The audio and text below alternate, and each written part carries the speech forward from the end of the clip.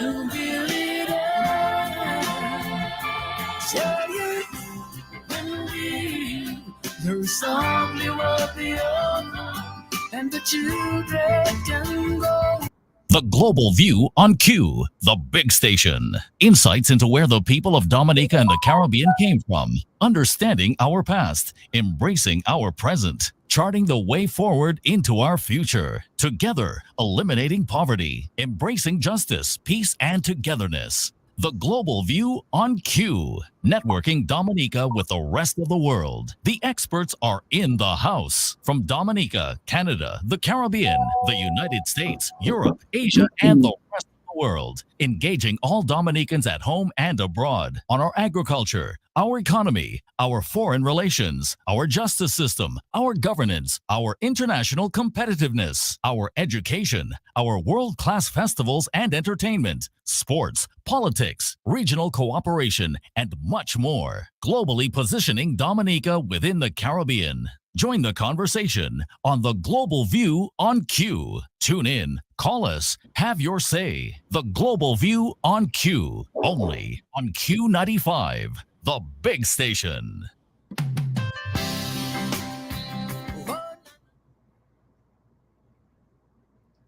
Good evening. Good evening and a very, very warm welcome to you in Radioland at home and abroad. This is the Global View on Q. I'm your host, Sheridan Gregoire, Mr. G. It's Tuesday, the 31st of May, 2022, and it is in fact the 22nd Tuesday in 2022. Just about 7:35 in the studios at Q95, the big station. My guest tonight, Dr. Irving Andre, who should be joining us shortly. Political scientist Dr. Dion George is in Georgia. UWP leader and opposition leader Lennox Linton in Dominica. And Attorney Gabriel Christian, who is in Maryland. We are continuing our efforts at reviving the spirit of graciousness, of love and peace and prosperity and unity among Dominica's Kalinago and Afro-Caribbean people. So the topic tonight is Mehul Choxie, wanted Indian fugitive or kidnapped Antiguan citizen. What is the role of our government, the government of Dominica, in this debacle? So here are some talking points for tonight, and I hope that my guests will in fact help us to unravel some of those things and deal with the answers to some of those questions. Here, has Mr. Mehul Choxie been convicted of any crime in Antigua? Is Antigua still trying to extradite Mr. Choxie to India? And if so, why? An Antigua report appears to support Mr. Choxie's claim that he was kidnapped in Antigua and brought to Dominica against his will. Did anyone in the government of Dominica know that Mr. Choxie was kidnapped and brought to Dominica against his will? Did they know that then? Did the government of Dominica play any role in his abduction when he arrived in Dominica's waters or after disembarking in the north of the island? Why was Mr. Choxie arrested and charged with illegal entry in Dominica, although he is a citizen of Antigua and Barbuda? Was Mr. Choxie's custody denied at the police station where he was being held? And how was Mr. Choxie identified at that same police station in Roseau following the revelation that he was in fact on the island and in their custody? Was Mr. Choxie held unlawfully in Dominica and refused medical and legal assistance for any period of time while he was in police custody? Is there any evidence that Dominica is involved in corrupt international conduct against Mr. Choxie, contrary to local and international law? What evidence did Dominica's Director of Public Prosecution rely on to have upheld a case of illegal entry by Mr. Choxie? And what new evidence is Dominica's Director of Public Prosecution relying on now in dismissing the illegal entry charge against Mr. Choxie? Did an Antigua police report which determined there was merit in Mr. Choxie's claim that he was kidnapped have anything to do with Dominica's DPP's decision to dismiss the illegal entry charge against Mr. Choxie? So these are the three of the talking points I'm putting on the table. I know my guests will have many more of those, and I do. And I'm pretty sure we will look closely at that Antigua police report and among other things. But Justice Dr. Irving Andre, political scientist, Dr. Dion George, DWP leader Lennox Linton, and Attorney Gabriel Christian will help us in seeking the answers to some of these questions. They will discuss the good, the bad, the ugly, and the dangerous. Of course, no anger, no malice, no personal attacks, just and no divisiveness either. Just bringing back civility, a caring society, and good governance, recognizing the imperative for justice without delays, and the resilience and sustainability of our Kalinago and Afro-Caribbean brothers and sisters. So tonight, the voices of the Dominican people, your voices at home and abroad, and the friends of Dominica at home and abroad will be given priority on what you see as a solution to fix these issues and challenges and concerns that Dominica seems to be persistently facing. So please stay tuned to this space tonight for another great debate. Get the answers to your questions. Whether you are in Dominica, in the region, and globally, please join the conversation on the Global View on Q and have your say tonight, as you do every Tuesday, with me, Mr. G, only on Q95, the big station. So as usual, we send a huge shout out, hugs, and much love and appreciation. A big thank you to our healthcare providers and frontline workers. We know they're doing their best and working under often difficult conditions. So please follow the correct advice on the guidelines and protocols. Please play it safe and stay alive. So happy to have you with us tonight. We welcome you warmly and embrace you wherever you are, in every nook and cranny, in every village, every community in Dominica, in the region, and globally. And thank you again to our engineer, Sheridan Norris, as usual, keeping us on the air in crystal clear liquid stereo, and to Lambert Lambie Charles on the console at Q95, directing the traffic. As usual, Lambie will direct your calls to us. We make the people's voice a priority tonight. We will take your calls. So let's get started. And I want to go first to Dr. Dion George to put some of this in perspective for us. Because not only the matter of the Choxie situation, but let us take a look, Dr. Dion George, at this May 29th situation, what it really means to us. Let's put this thing in historical context, because it's a very important mark, an event, an occasion in our history. I think I agree with Attorney Gabriel Christian. I heard him on the airwaves of Q95 some time ago, saying there has to be a Truth and Reconciliation Commission set up to properly record this, so all the younger generations will know exactly what occurred. Because if you don't know your history, you're liable to make the same mistakes going forward. So let me go over to Dr. Dion George, and so to get ball rolling, Dr. Dion George, if you could open your mic and let's get started. Okay, good evening, Sheridan. Good evening to Dion. Yes, good evening, Lambie and Sherwin. Thank you very much for all what you do. To the opposition leader, Mr. Lennox Linton, to Mr. Gabriel Christian, and to all the listeners of QFM. Thank you very much for inviting me. And yes, I would like to give a comment on some of the things that were discussed recently on QFM regarding May 29th. As you know, that my father, Clifford George, was a defense force. And I'm very pleased that Attorney Gabriel Christian recorded his name in his book. And yes, in South Africa, after the apartheid system, so many folks were still hurting.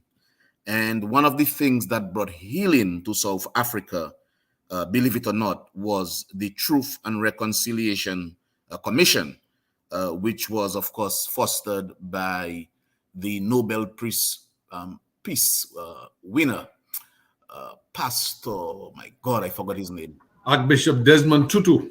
Thank you so much. Yes, Archbishop Desmond Tutu. But it was needed. It was needed to have that truth and reconciliation, because a lot of persons have been misinformed, and a lot of persons are emotionally sensitive to what took place. And there are people who still keep grudges. But then there are, as you may well be aware, all sides to a story. And some of the accounts that my father, Defense Force, shared with me, they were horror stories. They were horror stories, Mr. Gregoire, where persons were abducted from their farmlands, persons were kidnapped, etc. And my father told me that the Defense Force really had to play a significant role in combating that. And so, unfortunately, it erupted in May 29th in a very unpleasant way. But undoubtedly, this is something that will go down in the history of Dominica, and we pray that it would never repeat itself, right? So these are my comments when it comes to May 29th. And thank you to QFM for discussing that. Well, Attorney Gabriel Christian, I mean, we heard you this week, and we also heard the leader of the opposition on the May 29th situation, but we did hear you very clearly. You did make certain recommendations. Not everybody agreed with you on certain things that you said, but we will never all agree on every detail. Everybody has to think from their own perspective. I know that you did quite a bit of research on this. One of the things that I did take away from this is, however, is that from some of the voices that were speaking, some of the past defense forces, what they seem to be saying is, listen, they treated us badly. We worked for many, many years. Some of us, well, they can't find anything that we did wrong, but yet absolutely no effort was made to pay us any kind of compensation. We lost everything, immediately lost our job. We lost all the benefits that we were supposed to get. Some people are thinking that there has to come a time when these people should be given some of that compensation, which very likely some of them very well deserve. Your thoughts, Attorney Gabriel? I first of all, pleasant good evening to you, Mr. G, leader of the parliamentary opposition, Brother Lennox, Linton, Dr. George, the son of my musketry instructor, Sergeant George. I always remember him, good man. And our brother Lambie at Master Control. I agree that the defense forces who had not been convicted of any crime or of any wrongdoing should be compensated. Simple as that. You know, we cannot enter a system of justice with a Peter pays for Paul. That's not justice. That's injustice. And so what we have to do, and I said to some people, I understand, I have to put on the historian's hat. After the shootings of May 29th, the anger that was there in the country made the defense force anathema to a great majority of Dominicans. And then the coup attempt of 1981 further solid the image of the force. But the reality is the force was made of about 100 persons. Only about, I think, a dozen or more, maybe less than 20, were ever indicted, charged with the attempted coup or anything like that. So what about the other 80? If 100 men were in an institution and only 20 of them were hauled before the courts and had their day in court and were found to be guilty of any misconduct, the other 80 persons ought to be compensated or given some sort of allowance that reflects the service to the state. Because at the end of the day, they were public servants operating under the auspices of a political directorate. And so where the political directorate may misuse them, they ought not be blamed for it. And where individuals were convicted under law, then they pay their penalties, and the others ought not to be tainted simply by association. And so I am all for two things: the Truth and Reconciliation Commission and a sort of tribunal or commission of inquiry into any benefits that the former members, those who are still alive of the defense force or their immediate relatives, can be given for services to the state. I think that would be one way to resolve some of the issues and some of the concerns that justice was not done. At the same time, what the Truth and Reconciliation Commission will do is to address the real loss. As I mentioned in my program, Eustace Bellot was a classmate of a very dear friend of mine. We started grammar school in 1972. Albert Bellot, Panman, he studied in Cuba. His older brother, Eustace, disappeared. He was one of the many victims of the Dread War. There was a war in Dominica, and there were extrajudicial killings. And those extrajudicial killings have to be addressed, and the persons who can be found to be compensated for any wrongs done by government agents need to be also compensated. Because what we're doing is by instituting such an entity where people can come forward and you have a tribunal listen to what they have to say. And we have some sort of mitigating steps taken to either compensate or to record or to make public what happened. we craft in our country a mediative culture. By that I mean a culture where we are able to mediate conflict peacefully. In countries where you're unable to mediate conflict in a peaceful manner, your resort is to violence in the streets. And there are countries close to us, Haiti comes to mind, where they're always in disorder because they've never fully allowed for the institutionalization of conflict resolution. Conflict resolution in a peaceful manner is a hallmark of a mature democracy. And so we want to be a mature democracy. What is tragic about this government, and we have to look at what this government has done or failed to do, is it has totally dismissed the very noble practice that we had in our country of commissions of inquiry. I want to mention three of them quickly.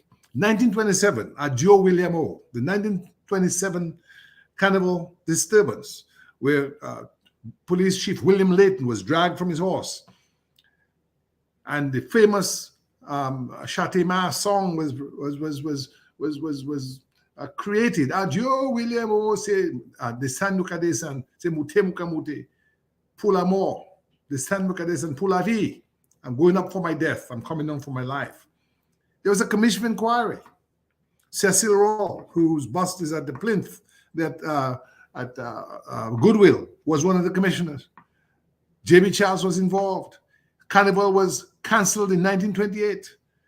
And as a result of the findings of the commission, Carnival was reinstituted in 1929. Fast forward, in 1956, police chief he had been in the army with my dad. I'll get his name in Humphreys, B.B. Humphreys. B.B. Humphreys was a British Army captain, was made police chief in Dominica, and there was a shooting in the Ban Mauvais at Soufriere. There's a commission of inquiry on the QC Aline, Queen's Counsel Aline, the father of Brian Aline.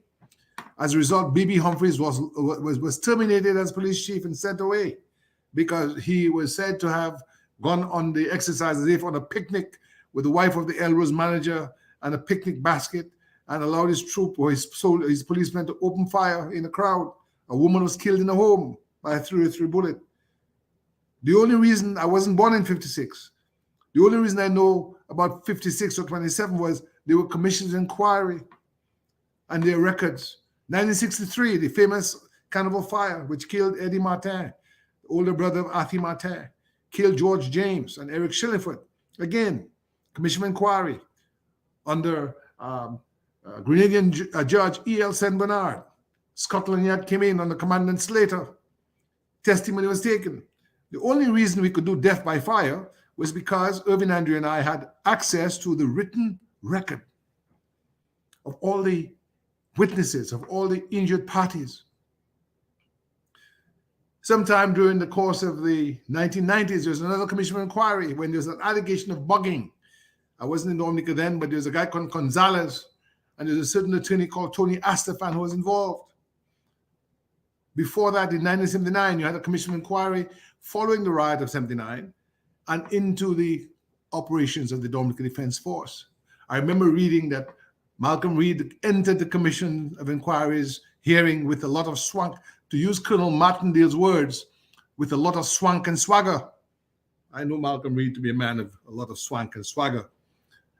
But it also condemned Malcolm Reed because it said he was the commandant of a unit on patrol with a truck.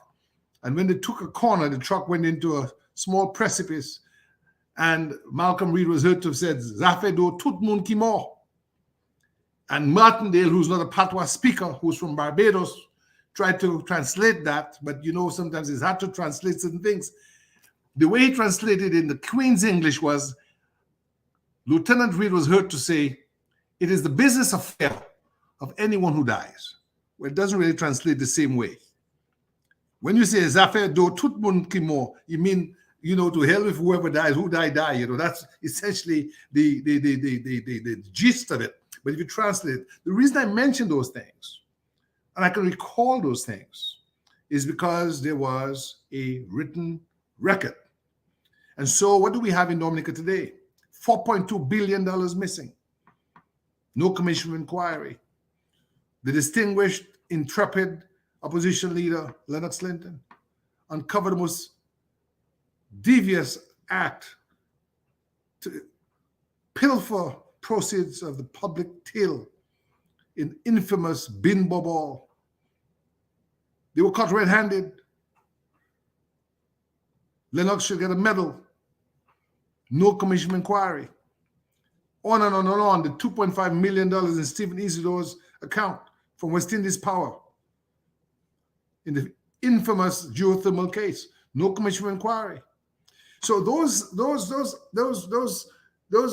institutions that we inherited from the British, of being willing to subject ourselves to the law, of being able to institutionalize memory by bringing people before a commissioner under oath, taking testimony, and having that recorded, is of enormous value on a variety of fronts.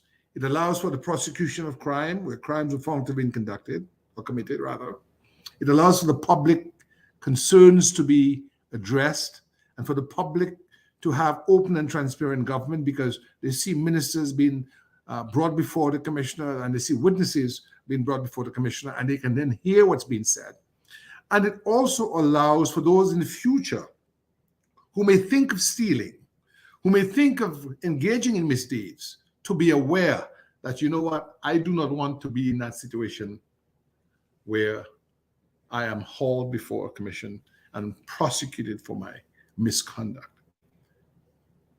Absent that, Mr. Gregoire, absent that, ladies and gentlemen, Dominicans, we encourage lawlessness in our country.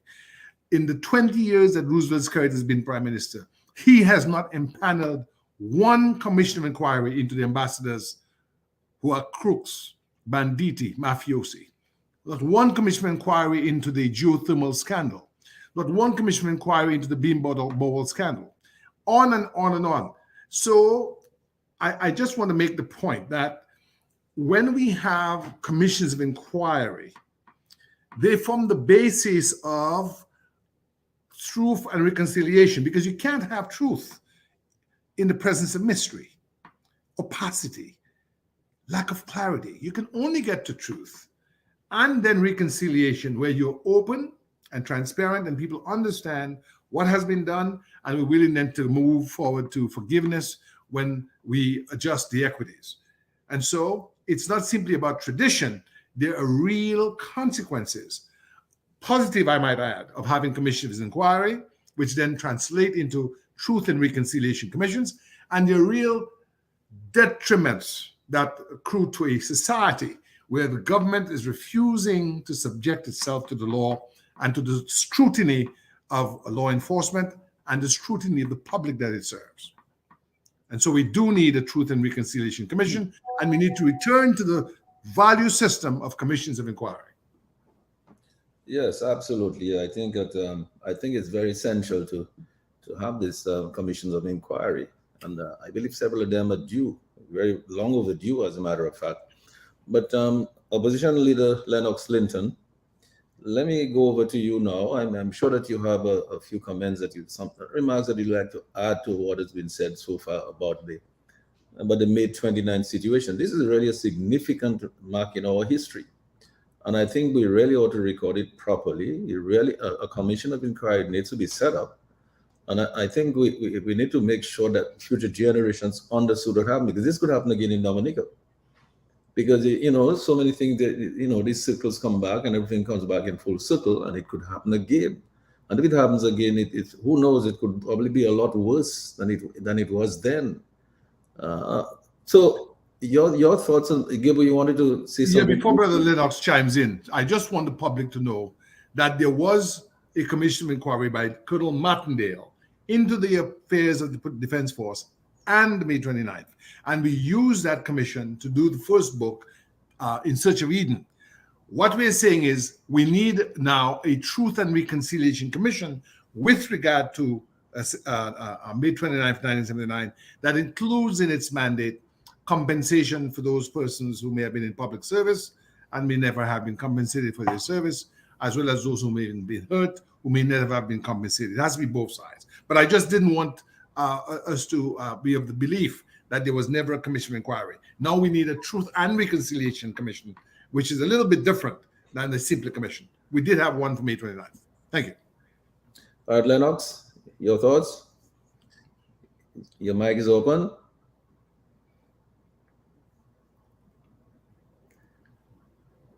Thank you, Mr. G.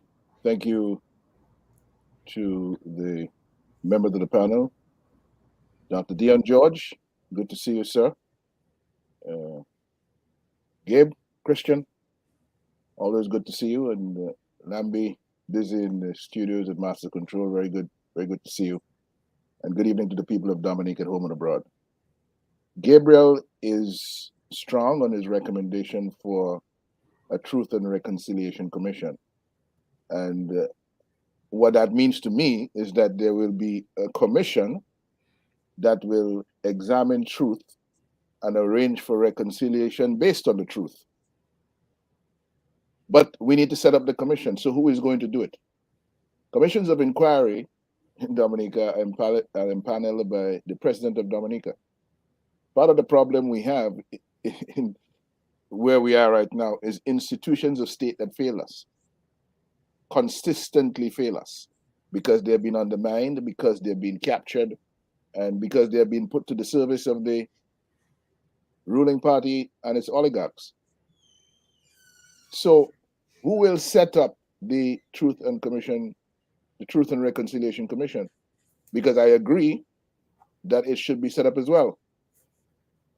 Understand right now, ladies and gentlemen, who is the president of the Commonwealth of Dominica. The president of the Commonwealth of Dominica was the ringleader of the, you could say, the union-based, union/political party-based attack or response or resistance to the Labour Party government of 1979. The history that I lived through in Dominica placed Charles Sovereign as the leader of the Public Service Union, the Civil Service Association at the time. And I attended meetings at the parish hall.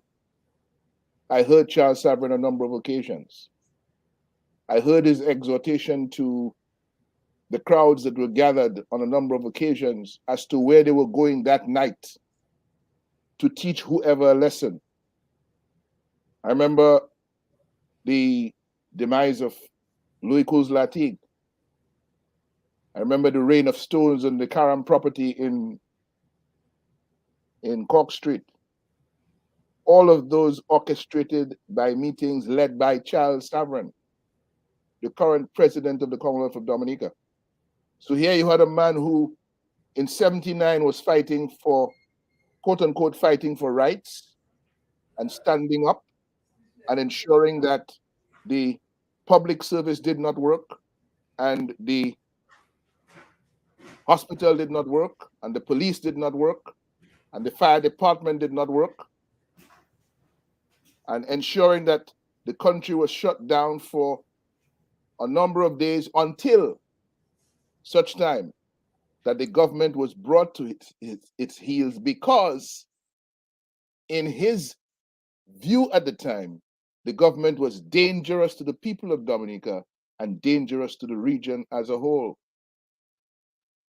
But that very man sits today as the president of the Commonwealth of Dominica as a reward from the Labour Party government.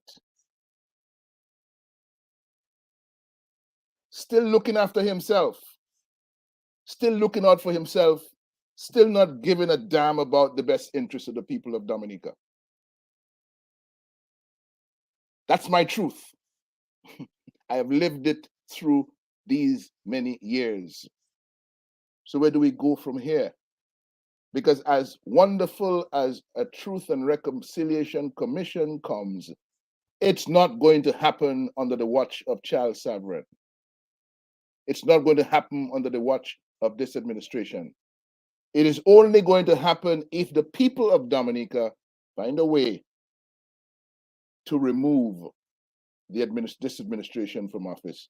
Nothing good is going to happen in Dominica by way of us aligning with the truth of history, by the way of us reconciling around truths of history, and putting to rest the lingering difficulties and challenges and traumas of 1979.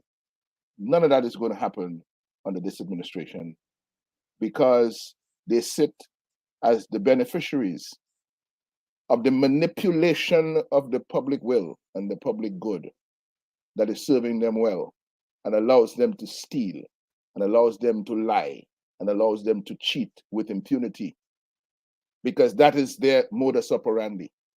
And it befalls us, it is our responsibility, the citizens of this land, to extricate the country from the grip of that tyranny, from the grip of that brutal dictatorship that is really taking us to hell in a handbasket. And you know, like I said, I was in Dominica in 1979. We were in DD Lane. That's where we were. All right?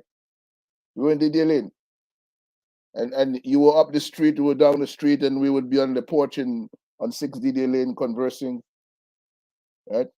My brothers were up in Marigot. Some of them helping to lock down the airport. I came to Marigot, I met them on the bed at my mother's house with rifles on their chest and so on. I lived to 79. And because I lived through 79, I have my own account of the history of 79. Yes. As would many other people who actually experienced what went on. But a lot of what we hear now arises out of emotions, arises out of the hurt and difficulties that people faced at the time. And the injustices. This whole question of officers of the Defense Force, the disbanded Defense Force, not receiving compensation up until today is wrong. You can isolate, as Gabriel suggested, the minority who were involved in these acts, unacceptable acts, misconduct in the force. But it seemed that we had a capacity at that time to address the issues of misconduct in the disciplined forces. Where is that capacity to address issues of misconduct in the disciplined forces today? The extrajudicial killings that took place in 1979, we have extrajudicial killings in our time. When officers of the law are taking the lives of people with no rhyme or reason, where's the investigation? Where's the prosecution? The only prosecutions we know of note these days are for people walking in Roseau, for people alleged to be involved with incitement, for people alleged to be obstructing the police.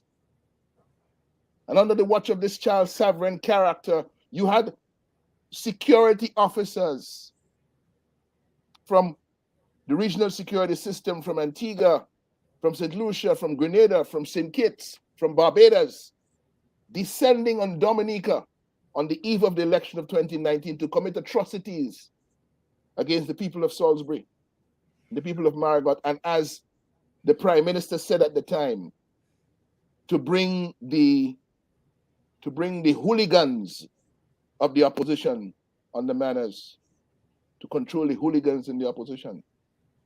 So we have these atrocities that are with us, to which the president of the country is turning a blind eye. The very same president that saw a danger in the government in 1979, a danger to the people of Dominica, a danger to the rest of the region, sees no danger now in $4.2 billion being pilfered from the public purse, sees no danger in setting up diplomatic relations with Syria, sees no danger in establishing a consulate in the name of the OECS on occupied territory in Dakhla, where people are fighting for their independence and their self-determination. We had that in 1978. And the president of the country sits and watches as all kinds of atrocities are taking place. People are receiving money, hundreds of millions of dollars from multilateral aid institutions and soft loans and grants to help people with COVID-19. The money is being spent. We don't know what it's being spent on. We ask questions in the parliament, no answer as of now, today.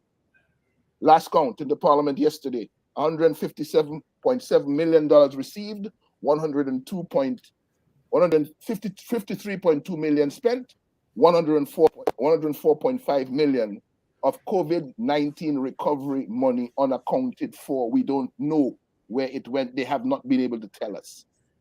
And we just approved yesterday another $81 million. But livelihoods are being laid to waste. People are losing their jobs. People have no money. People are finding it extremely difficult to survive in this post-COVID economy. The government doesn't understand. The government doesn't know, because that is not their problem. They don't know what it means to be concerned about where the next meal is coming from. They don't know what it is to not know how the bills at the month end are going to be paid and so on, because they are awash with money, with the passport money of Dominica. They have no issue. The issues are just with the ordinary people of Dominica, and the struggle continues. And so, yes, we have to reconcile around the truth, but who is going to lead that for us? The person on whom we're supposed to rely is the biggest partisan in the country. The one who's supposed to operate above the fray of politics, the one who's supposed to lead us away from divisiveness into unity.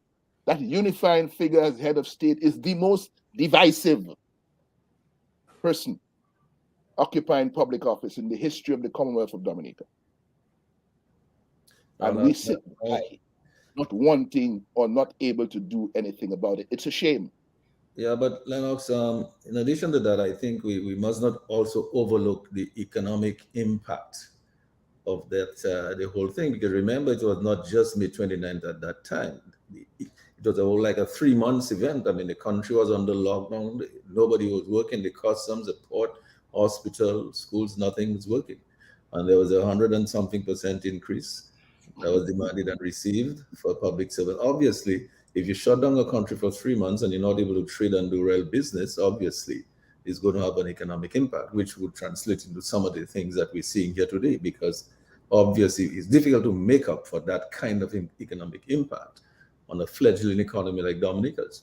So all of those things, I believe, a Truth and Reconciliation Committee would have to engage in and examine closely, and to see that we don't, try not to repeat the mistakes that we've made, wherever we made mistakes, because it's costing these generations here coming a lot. And so I just wanted to do a couple of things, because I know that we also might want to make a comment on the DOMLEC thing before we really go into the meat of the matter on Choxie. But I just wanted to, before I do that, I just wanted to sort of acknowledge our folks on Facebook. Quite a few people have joined us already.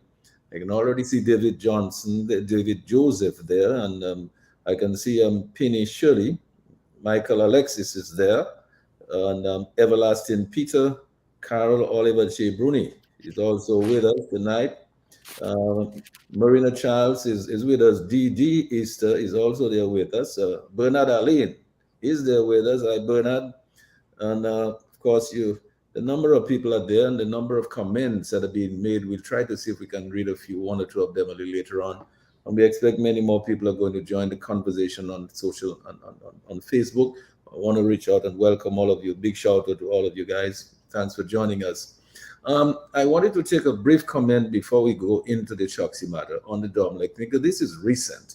And I don't know whether Gabriel, you wanted to start off and make a comment on that, if you have any thoughts on it. I don't know if you have had a chance to listen to what's been happening and to study what's happening in any way, whether you know the history, very familiar history of DOMLEC. You want to make a comment, any of that? Yes, I want to make a comment. And the first comment I want to make is that I do believe that with regard to energy in small island like Dominica, that the people of Dominica ought to have the commanding heights in that sector. So, but the modicum of government control is a good thing in the way of ownership. Now, with regard to management, I am very concerned that the mismanagement of our economy that we've seen under this government will percolate surely but slowly in the way of cronyism and nepotism and corrupt activities into the structure of DOMLEC, because again, the government now is the primary shareholder. And so this is a concern. On one hand, I am happy for any acquisition that strengthens the ability of Dominicans to control the energy sector So that's a positive. But the negative is my concern that the government of Dominica, as currently constituted, has demonstrated an inability to run the ship of state in way of the economy. They have failed to competently and with integrity execute on that mandate. And it's a concern that I have that we will not see now the stacking of the board of DOMLEC with all kinds of washed out political hacks who will bring into the body politic of DOMLEC the same kind of behavior that has been ruinous of other government institutions. Finally, I do believe that this purchase again bears the hallmarks of the opacity of this government. By that I mean a lack of transparency. It's important that the government understands they're public servants, not public guards or masters, that they owe a duty to clearly and carefully outline to the government, to the people of Dominica rather, what as a government they did in our interest. Not only how much they paid for the company, but what sort of evaluation process was engaged. Did they retain, for instance, a law firm and or a accounting firm that is skilled in assessing energy companies to help them in the negotiation to ensure that we got the best deal? Because one of the things I tell people all the time, even in my law practice, people come to me for a variety of things, but I don't do everything. I may not do tax reconciliations and tax appeals to the Internal Revenue Service. There are people I refer to for that. I may not do a zoning dispute. There are lawyers I refer to for that. But we have some masterminds in the government of Dominica that know everything. So those are the kind of questions I think that will be germane, so they can tell us what it is that they did, why it is they paid what they paid, give us this sort of gross anatomy of the negotiation process so Dominicans can rest easily that, look, we got the best deal. And I'll conclude, I'm sure Brother Lennox, whose mind is even more acute than mine with numbers, and speak some more to this issue. Yeah, let me go to Dr. Dion George. I don't know, Dion, whether you want to make any comments on the DOMLEC situation before we move on. Yes, absolutely. I mean, it's current event, and I will concur with Mr. Christian regarding the transparency of the process, and of course, it would give some accountability. But furthermore, I would like to give my own opinion as to how I see these things work. And so I would put a dichotomy of privatization versus nationalizations. And of course, with these two end, one considers, for example, if there were several private firms in Dominica that provide electricity, then we would have competitiveness that would bring down prices. Unfortunately, we do not have that. It's a situation seemingly where we have a sort of monopolistic sort of economy with the provision of electricity in Dominica. And so for a government to nationalize or to have most of the shares of such a sector, one would hope that that they would be able somehow to perhaps subsidize cost. Two, that it would be managed effectively. Outside of that, when one thinks of management of any corporation, any sector, like even the Citizenship by Investment Program, one would like to see this benefit goes back to the people, particularly in the case of DOMLEC, where costs would not go up. And so if one has to think of it from a business perspective, if we do not have more customers in Dominica, one wonders then, how do we manage costs? And I am thinking that perhaps maybe government could be able to subsidize or to put some sort of ceiling on the cost. Ultimately, the idea here and the hope here is that government would be able to provide cheaper electricity for Dominica. So those are just my thoughts. Yes, and thank you for your thoughts. And as you mentioned, cost, I mean, it's not only a matter of cost to consumers of electricity, I mean, but people and households, it also costs to industry. If we want to attract industry, we want to really get productive, obviously, cost of energy is a major factor in any production operation. But then again, you mentioned the question of the benefit to the people and the privatization versus nationalization. And there's a long history of that we can go into in terms of even our own situation in Dominica.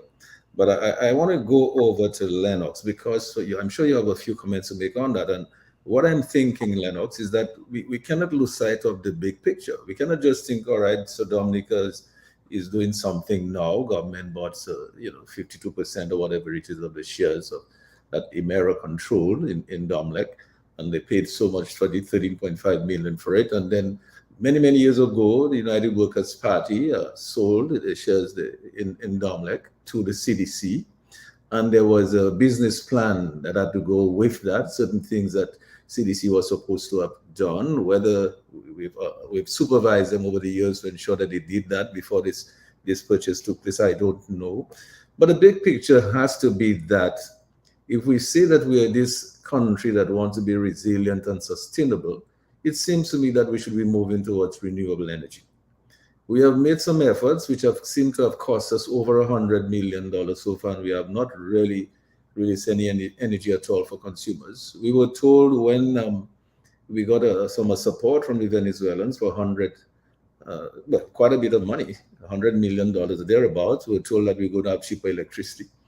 The problem is that we were consuming more fossil fuel. That is what we were doing, right? And Dominic obviously is a major consumer of fossil fuel in terms of what their generation. But Lennox, I'm thinking that the big picture is that we have already spent over $100 million on geothermal. And if we are going to go into really renewable energy, including geothermal, it seems to me that the country is going to write off this $100 million now as something that is lost. You just have to write it off, because if you try to incorporate that into your new cost, the additional cost that you're going to incur to get geothermal going or any other renewable energy going, the unit cost is going to be so high of the output that there's no way the consumers in Dominica could benefit. So it seems to me the government would have to totally write off that $100 million and start as though they have spent nothing and get new money and then begin costing that way. Your thoughts on the big picture? Because I really don't see us moving in a sort of a meaningful, planned, organized way towards the renewable energy. Well, if you go back 25 years to 1997, when the United Workers Party administration sold the state's 72% interest in Domlec, they were selling at the time to the Commonwealth Development Corporation of Britain, the very same entity that a number of years earlier in 1948 had introduced electricity services to Dominica. So the partnership at the time was about securing an efficient, resilient, low-cost energy supply service to the people of Dominica. Something that the domestic customers could afford, something that the commercial customers could afford, and something that would allow them, therefore, to be able to have more cost-effective operations that generated more profits and allowed them to be more successful. Allow people at the same time to more easily take care of their monthly commitments and better use, more efficient use of their money.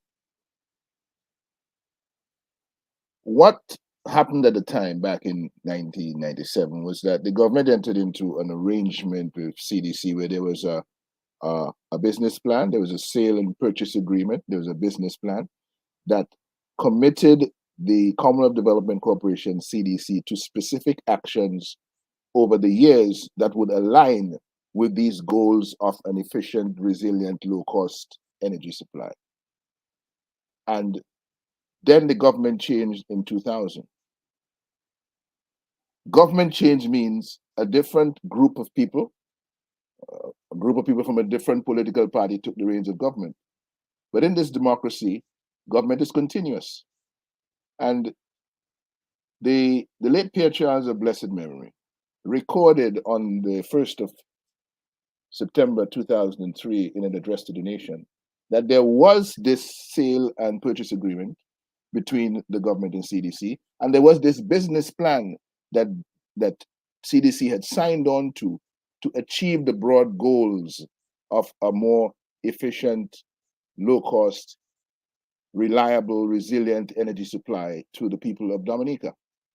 And therefore, he was bringing on board with him at the time the responsibility of his administration to ensure that the company did what the company was supposed to do to ensure that these things happened.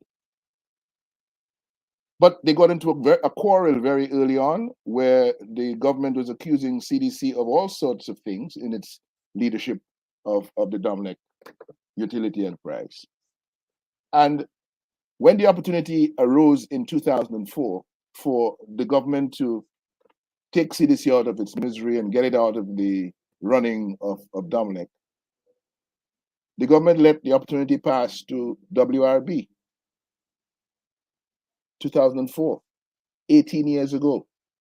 Another opportunity came in 2013 when WRB was getting out. The government allowed it to go to Emera Incorporated. And in 2022, the government is announcing, finally, we have purchased the majority interest in Domlec, and we have done so for $13.5 million, which is $5 million and something dollars less than the listed price on the Eastern Caribbean Stock Exchange. Well, what does that really mean? In simple terms, people of Dominica, in 1997, willing sellers and willing buyers got together and agreed on a price for the majority interest in Domlec. And I'm sure you gentlemen appreciate the value of willing sellers and willing buyers in this business of transfer of ownership of assets and so on. You had a willing seller in the government wanting to pass on its 72% shareholding to a private entity that had the capacity to grow and develop the Domlec business. And CDC, a willing buyer for the price of $21 million, which placed the value of the company at the time at $29.2 million. Fast forward 25 years to 2022. You have a willing seller, this time Emera.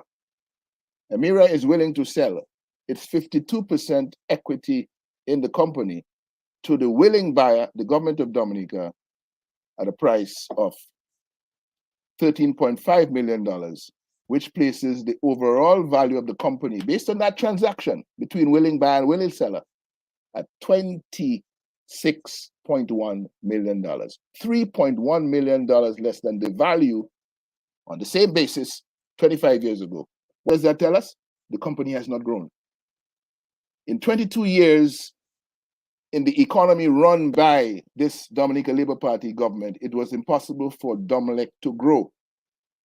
Its value actually declined by 10.6%.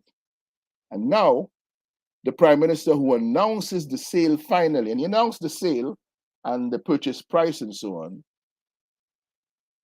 on the 30th of May, okay? On the 30th of May. The sale went through on the 1st of April.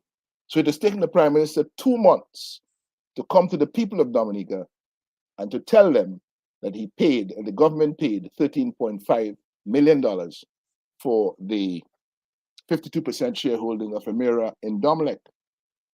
What does Emera say?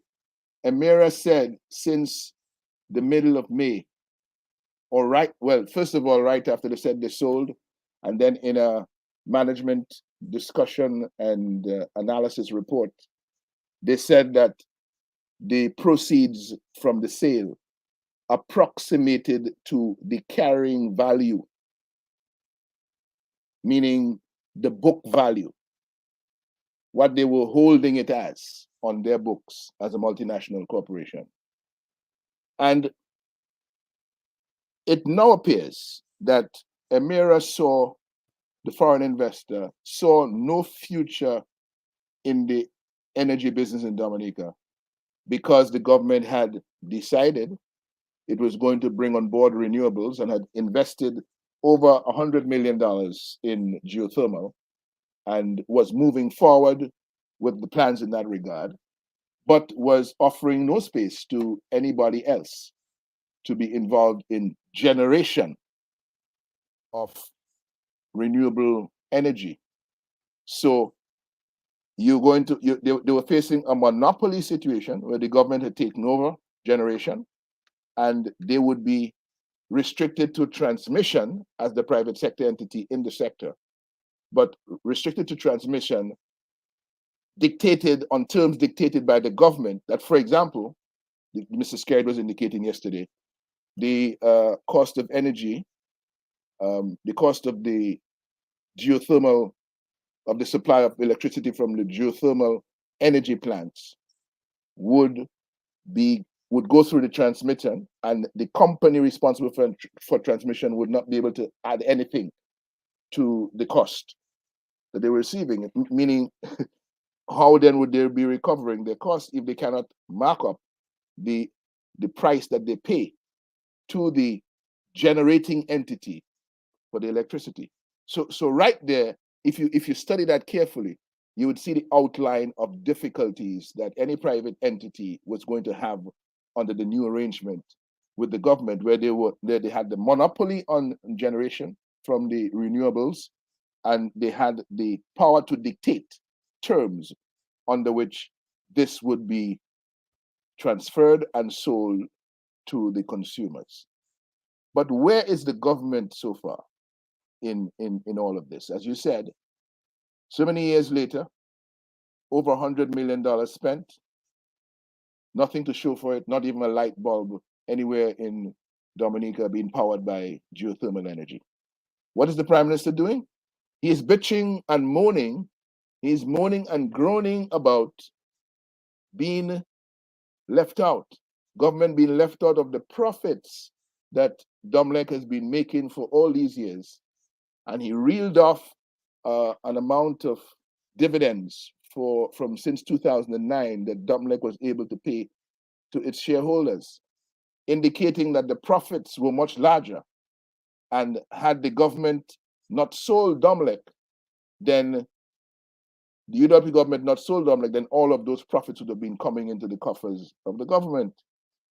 What is the Prime Minister talking about? He has been in charge of this country and this economy for 18 years. And for 18 years stood by and watched the same Domlec that he is grudgefully criticizing for making profits that should belong to the government. He did nothing about it for 18 years, but he's blaming somebody else for the fact that Domlec made the profits and the profits did not come to the people of Dominica, when he is the one that for 18 years refused to buy back the controlling interest in the electricity utility, if that was his strategy for the sector going forward. So these little political games are getting us nowhere. And we really, while we wish the government well with this new venture, we really cannot realistically hold out any hope that they're going to take us anywhere, given the way they have functioned already with this renewable energy resource, where they have put all their eggs in the geothermal basket. And through the years, we have seen examples of corruption, going back to the days of that $2 million legal bill for services related to some drilling work or some exploratory work that was supposed to be done in the Sufria area by a company called Dominica Power. Gabriel Christian? Yeah? Was it Dominica Power? It's the name of the entity? So the footprint of the government in this matter so far is not encouraging. West Indies Power. West Indies Power. It showed up and it disappeared. $100 million with it. West Indies Power. Yeah. There you go. And so the footprint of the government so far in this matter is not encouraging. It doesn't seem to know what it is doing. And we will not be surprised if another 10 years goes by while the government seems to be struggling, trying to find its feet, and Domlec sinks deeper and deeper into or Dominic sinks into mismanagement and is no longer able to offer competitive electricity prices and services to the people of Dominica.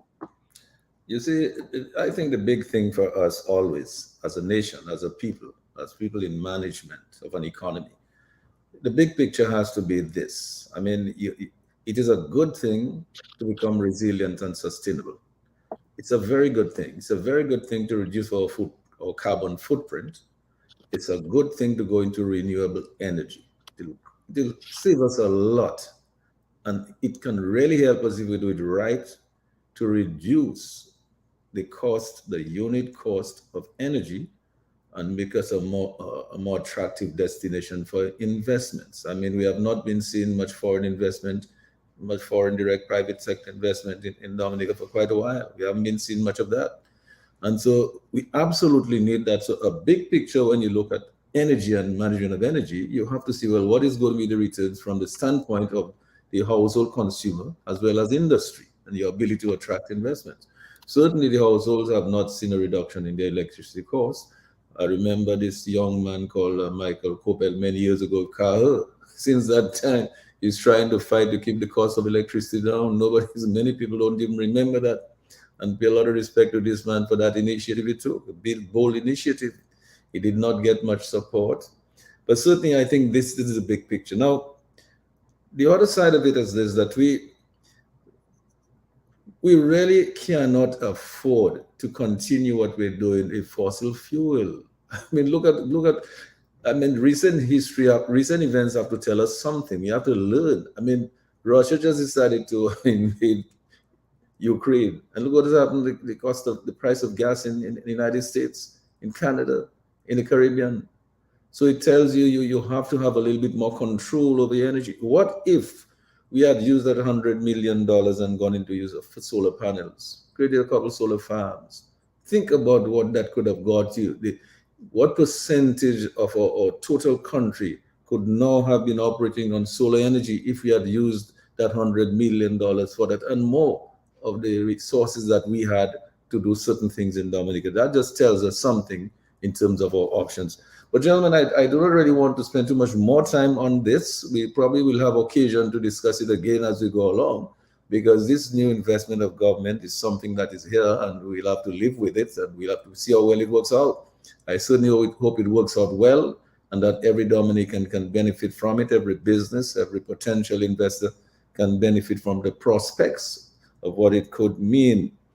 But before we get into the discussion tonight on the Choxie matter, I wanted to engage our listeners and viewers a little bit, and I wanted to go over to Lambi and to ask Lambi to let's take a few calls. I mean, you can run one of our Netflix ads, and then let's take a few calls. Give our listeners the numbers, and let's engage our listeners. I'm sure they may have some comments they might want to make, questions about Dominic, and also, So let's go to you, Lambi, and then we'll circle back to Dr. Dion George to start the discussion going on Mr. Choxie.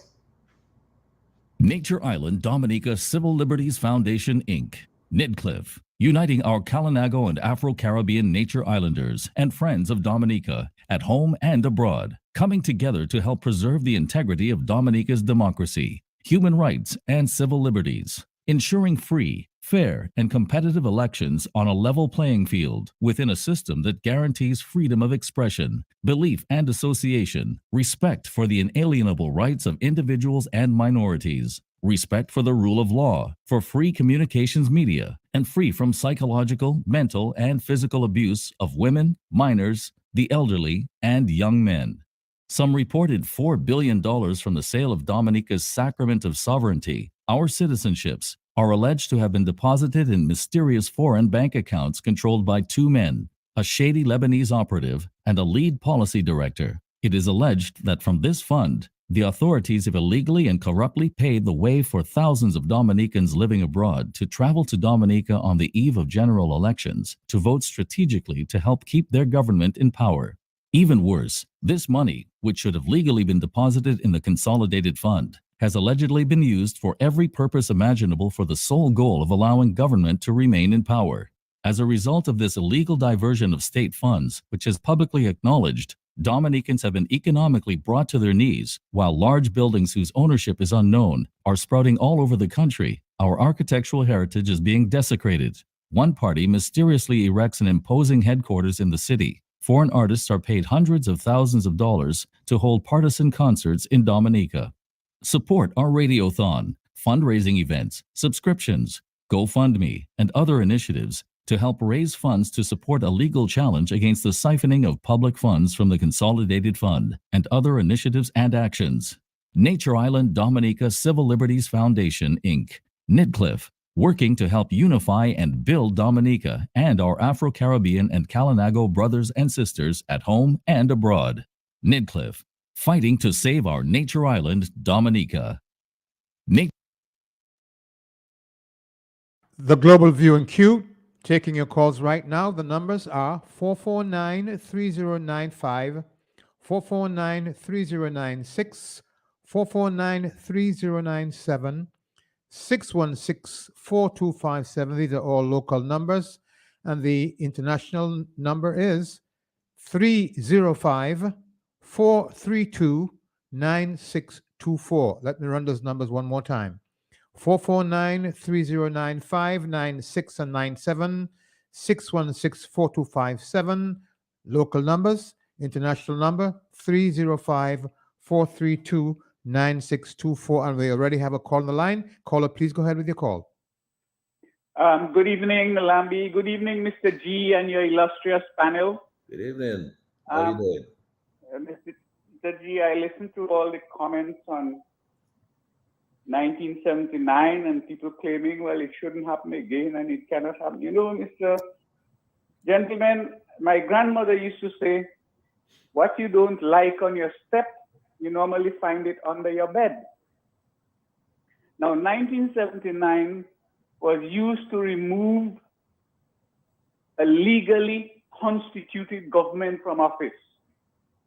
Anthony Astafan, the senior counsel and the guru for constitutional law in the Caribbean, it appears, said it was by a constitutional coal wash brigade.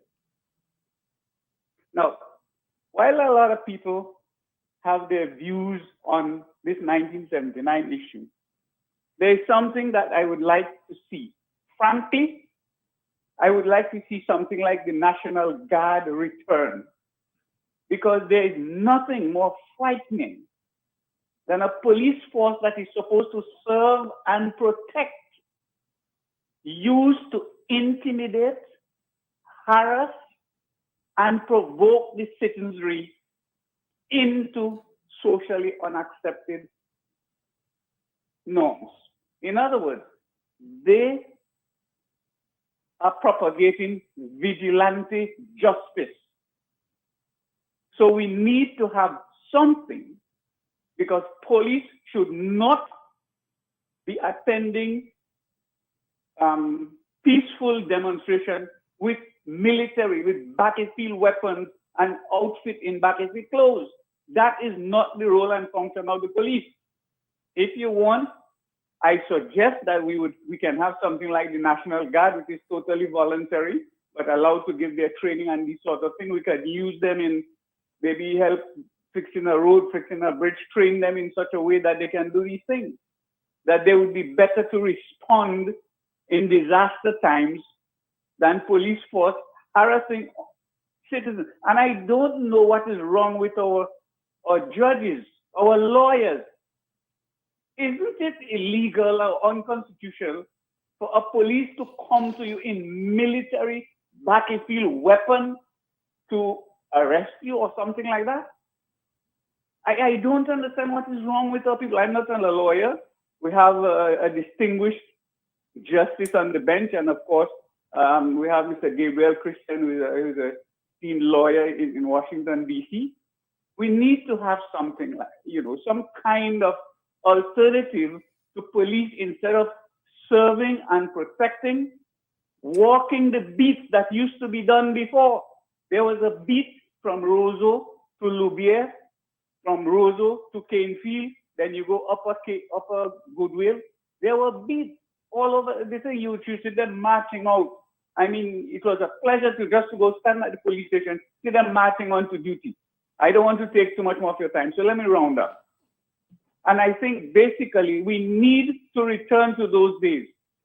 But nothing is going to happen if people taking off the table the likelihood that we could have something similar to 1979, because that is the only how you're going to remove Skerrit and this criminal enterprise that he runs from there, and taking away our country, economy, and finances from Anthony Hayden, a Lebanese, Anthony Astaman, a political yard fowl, and then we have a Grenadian that is the advisor to the Prime Minister, Dev Bass, who Dominica has been caught between a war between Henley and partners on the one hand, CS Global on the other. The result was, well, you're all coming into it next, the kidnapping of Choxie, all because of a war between Henley and partners and Dev Bass, who controls CS Global. This is the result of our foreigners controlling our country. Dominicans, we have the talent, we have the skill, we have the resources. Let us get to work, retrieve our damn country, and restore the institutions of governance in our country, rebuild our economy. Thanks a lot, caller. Retrain our Appreciate the call. and move our country forward. Thank you. Thanks a lot. Appreciate the call. Lamb, you want to take another call? Yes. Caller, please go ahead. Yes, good night to the panel and also the listeners. Good night. I heard early on there that Michael Coppel, he had a group, CAHU, and then that was responsible of high utility rate. Now, I was there in the protest somewhere around 2008. And you know what happened? It had about 15 of us here in the protest. And it had about 100 people in the line fighting to go and pay their bill. And the police and them was there, and they was not studying us. You know, the police was pointing gun on the crowd that was fighting to pay their bill. So you see how it is, and look it now.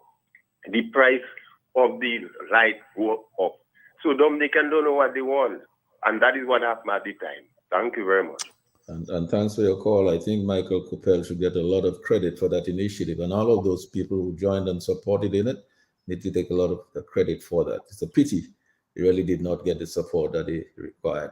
Lamb, you want to take another call? Yeah. All right. So we can always take some more calls a bit later, Lambi.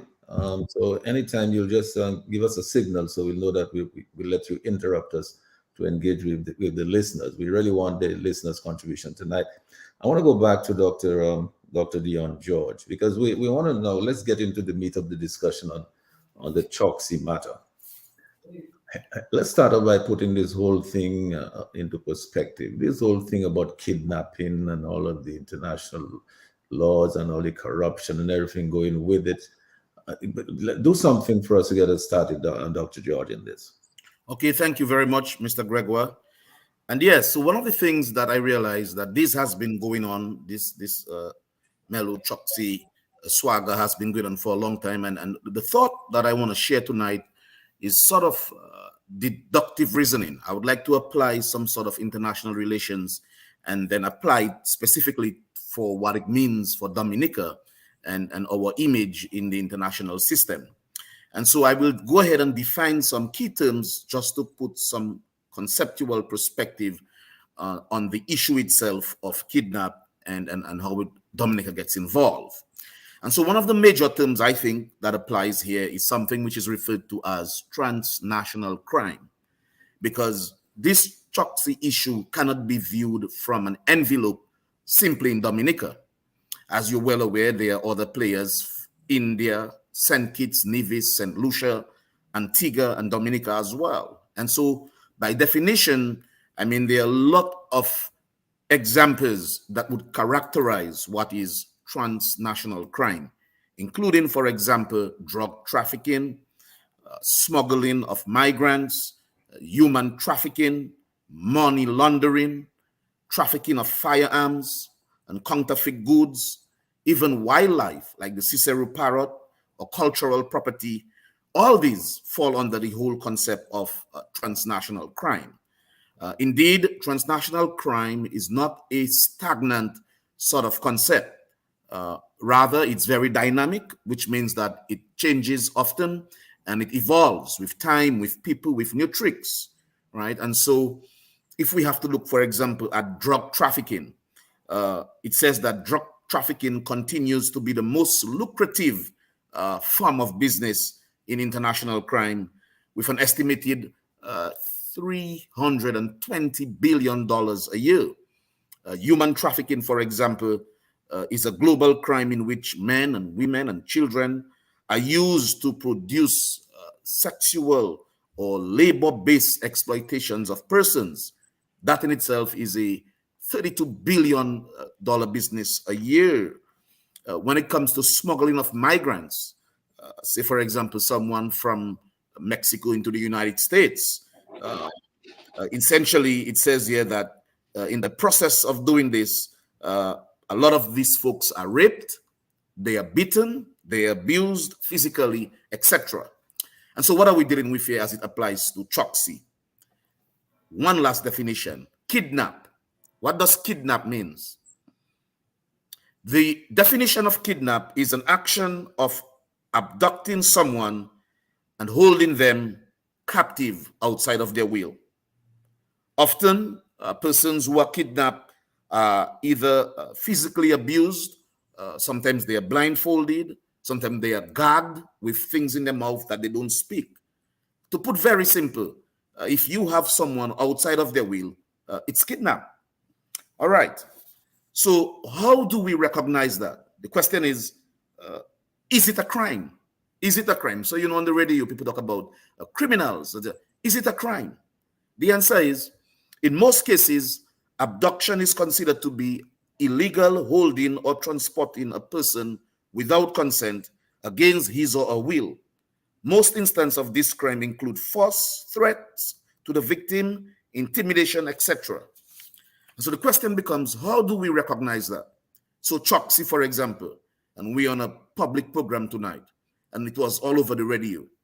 And so now that we have defined some terms, can we look at the Choxie issue and say whether or not it was kidnap or whether or not it was abduction, whether or not it was illegal? It is usually easy to identify a case of abduction or kidnapping by the action that persons take. A person is taken out of their own will, resisting, and they're often slapped, beaten, abused. Often they use small boats or vehicle that are not easily recognized. The other section I want to talk about is, what is the punishment for kidnap?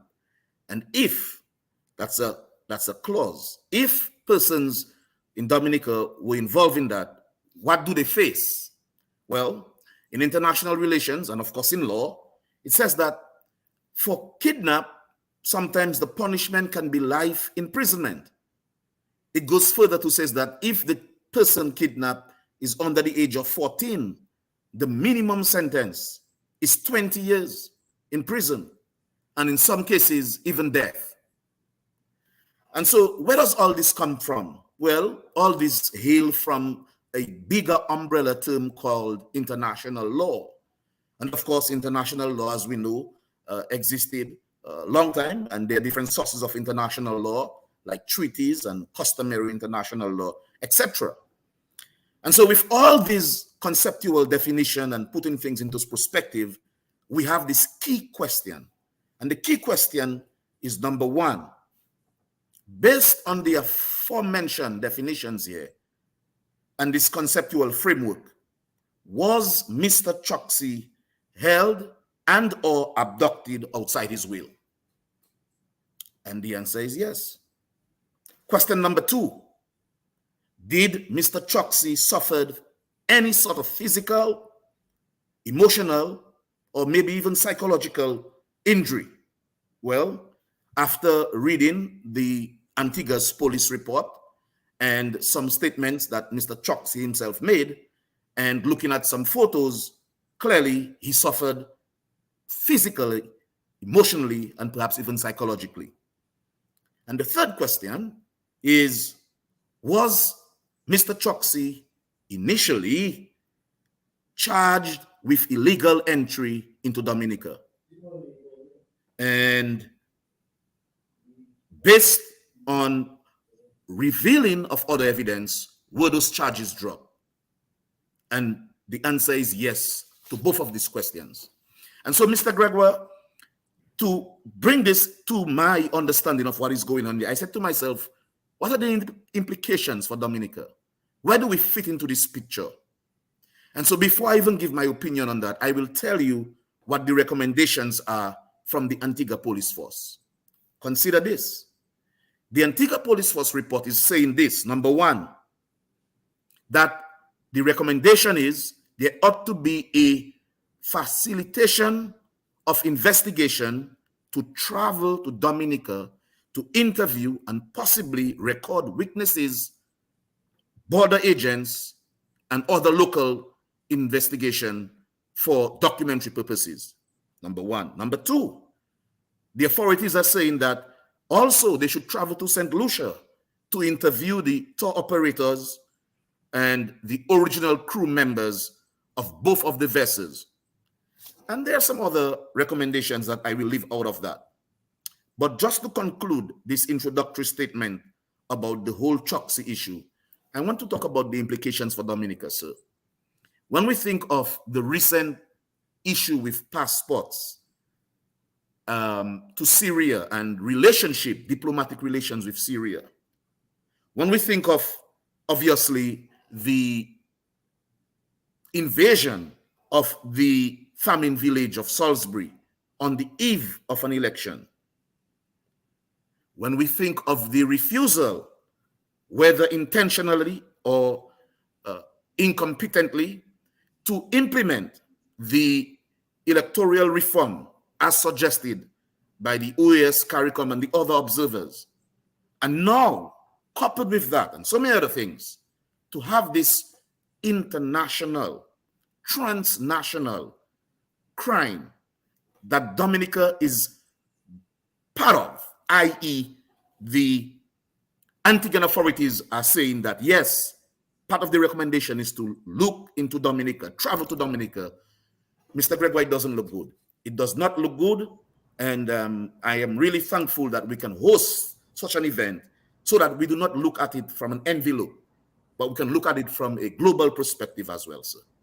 Thank you. And thank you so much for that perspective as well. You've placed it certainly in the global context. Now, Attorney Gabriel Christian, I want you to address your legal mind to not just all of what Dr. Dion George has said, but you may have seen that report from the Antigua Police and from the results of the investigation.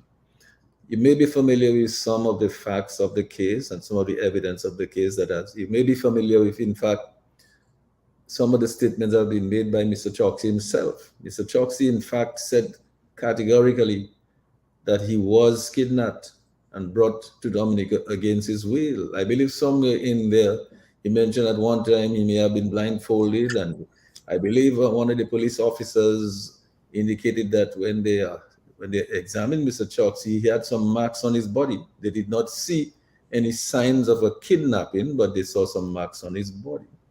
So, Mr. G, you've been very kind. The most searing image I have, and I want at this moment to take a moment to commend the intrepid journalist, I think his name is Loftus Duran, who supposedly was the one who alerted the world that Mr. Choxie was imprisoned in Dominica.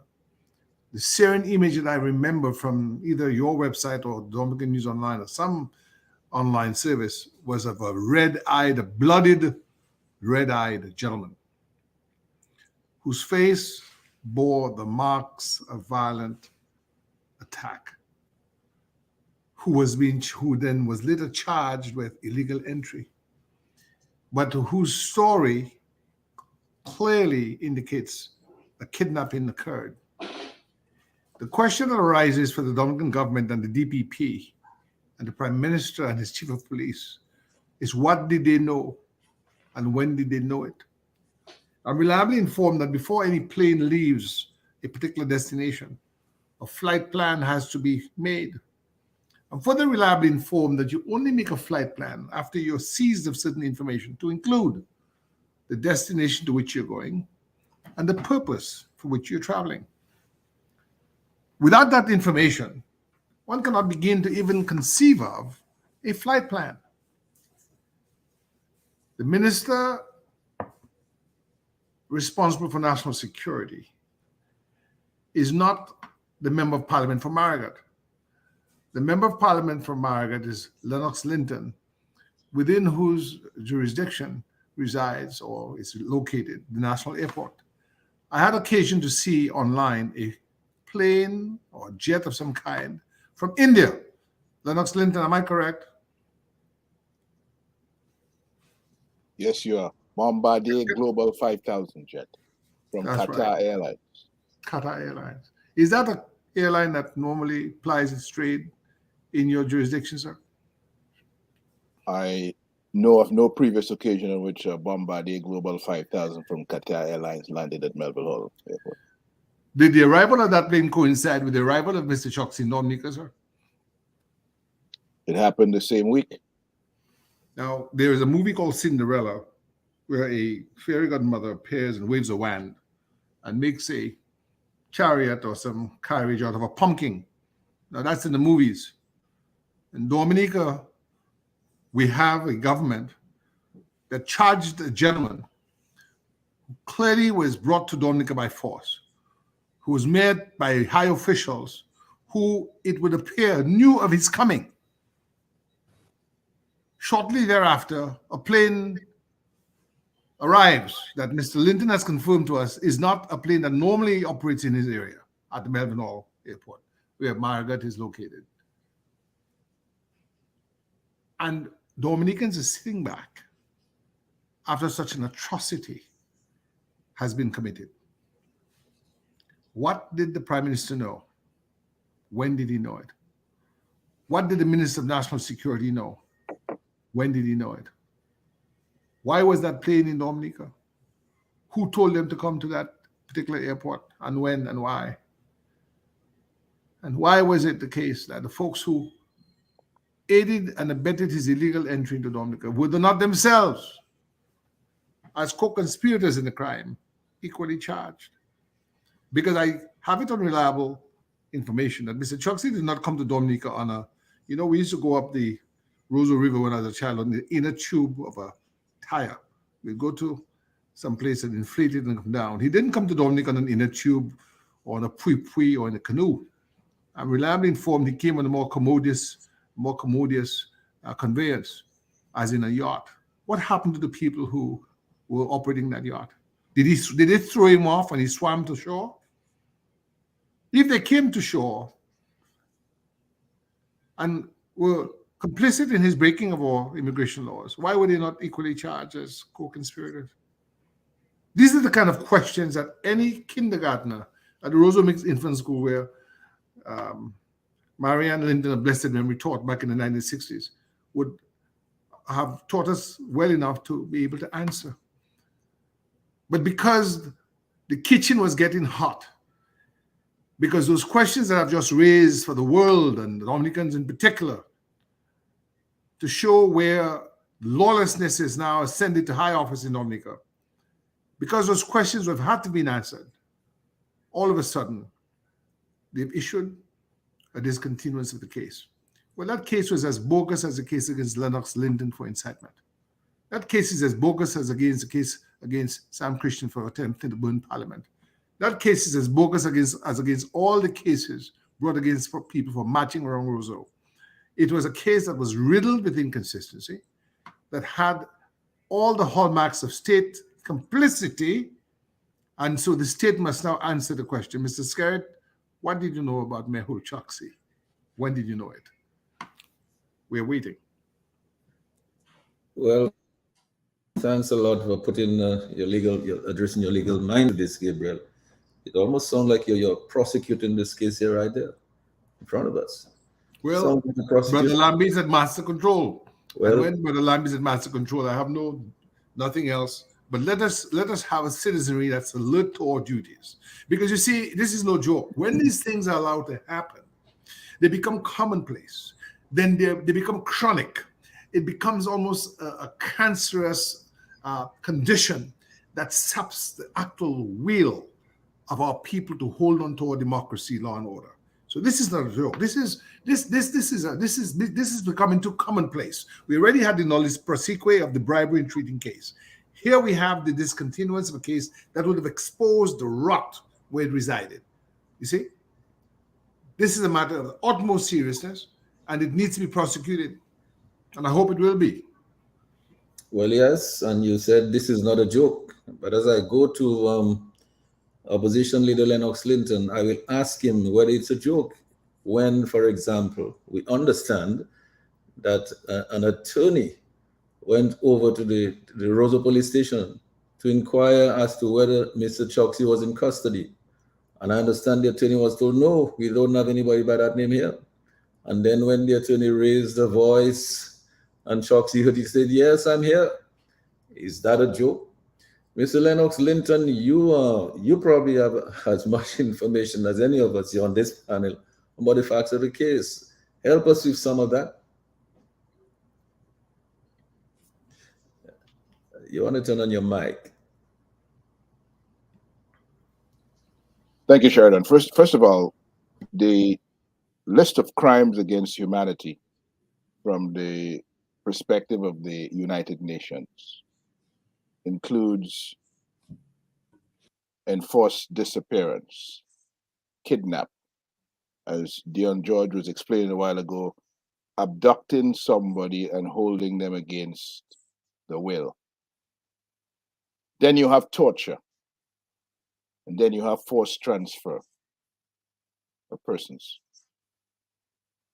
And we can look at what happened in the case of Mehul Choxie, where it is the view of the police in Antigua that investigated this matter. And the members of the panel will have seen the report from that investigation that is dated the 25th of June, 2021. Quote, Lennox, further along... Can I just interrupt you just one brief moment? Lambi is frantically, making a signal. I suspect Lambi desperately would like to take a couple of calls. Lambi, is that the case? Yes, caller, call on. Go ahead, please. Yes, prior protocol established stipulated to. Gentlemen, I'm very glad you all raised the issue and the context in which Dr. George put it. But let us not forget that on the night of the alleged kidnapping, there were two very important persons in addition to the Commissioner of Police allegedly to be at the Kempinski Hotel at the time. Among them was Bev Bass, head of CS Global, and our own Prime Minister, Roosevelt Skerritt. Remember that night there was no Anupale. And I don't know if you all recall that Mr. Anthony Astaphan made it clear that Choxie's passport was acquired through Henley and Partners.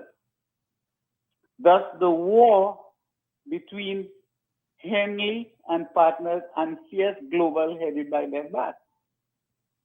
And so here it is that Dominica got caught up in an international crime syndicate because two consultants for different areas of the CBI program were at war with each other. And as a result of that, we ended up with dishonest Sam Raphael on the other side. Because Henley and Partners asked him to go to the Honorable Prime Minister and ask him to say hold off on Henley and Partners. It is also further alleged that Skerritt told him, well, go to Anthony Astaphan. Again, Anthony Astaphan.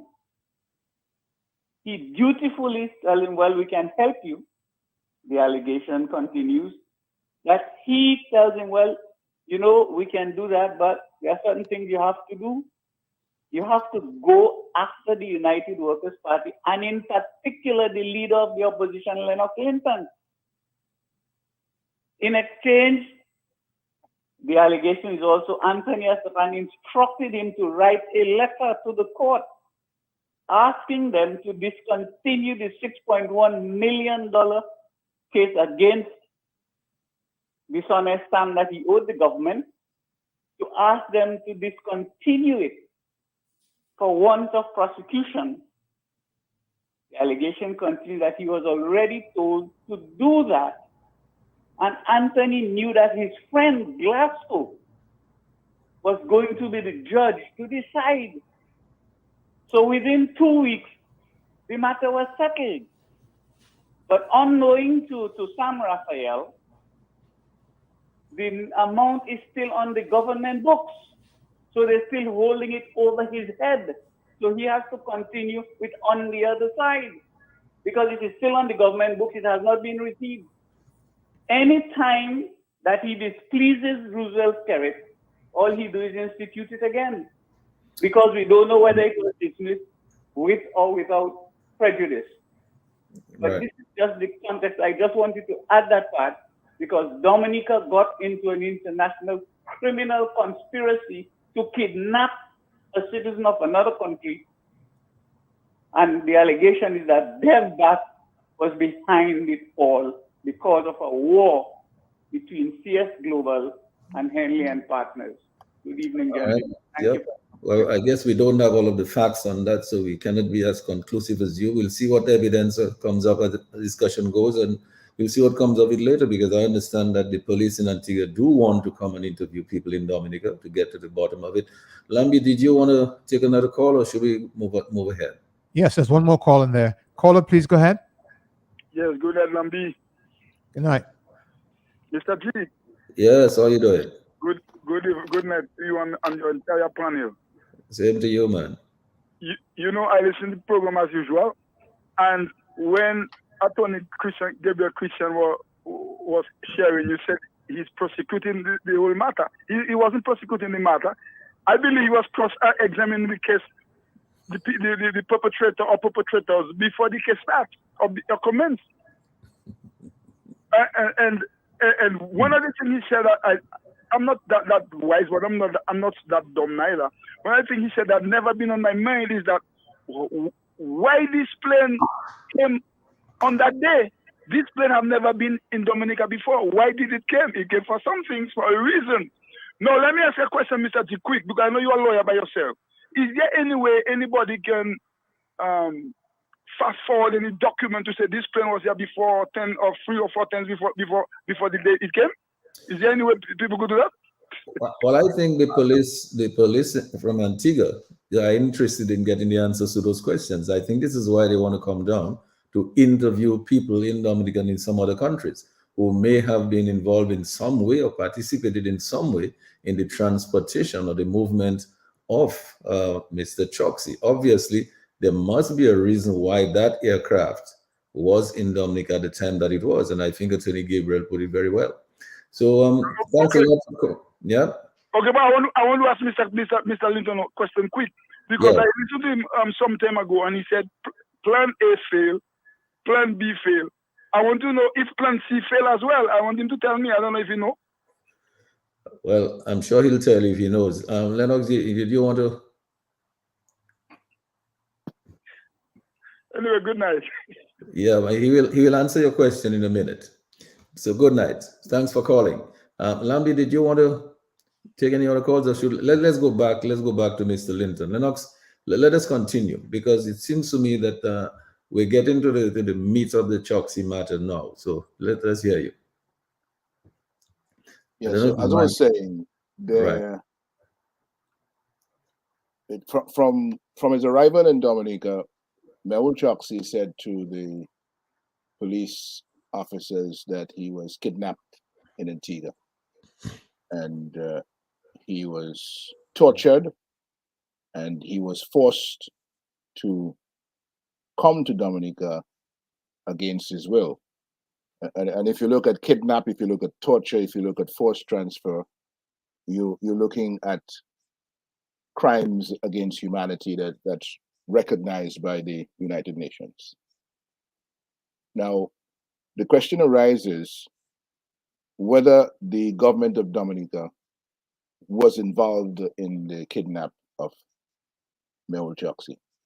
There's nothing to suggest that any officer serving the Commonwealth of Dominica was directly involved in the physical kidnapping of the physical act of kidnapping that took place in Antigua. The suspects in that regard have been noted, been listed by the police, and we'll come to that in a moment. But there's nothing to suggest that any officer of the Commonwealth of Dominica Police Force or agent of the government was in Antigua and directly involved in the kidnap of Mehul Choxie. But listen to the statement from the police investigation in Antigua, which is dated the 25th of June, 2021. It says, the further along this investigation progresses, the more the facts are aligning with Mr. Choxie's version of events that led to his appearance in the state of Dominica.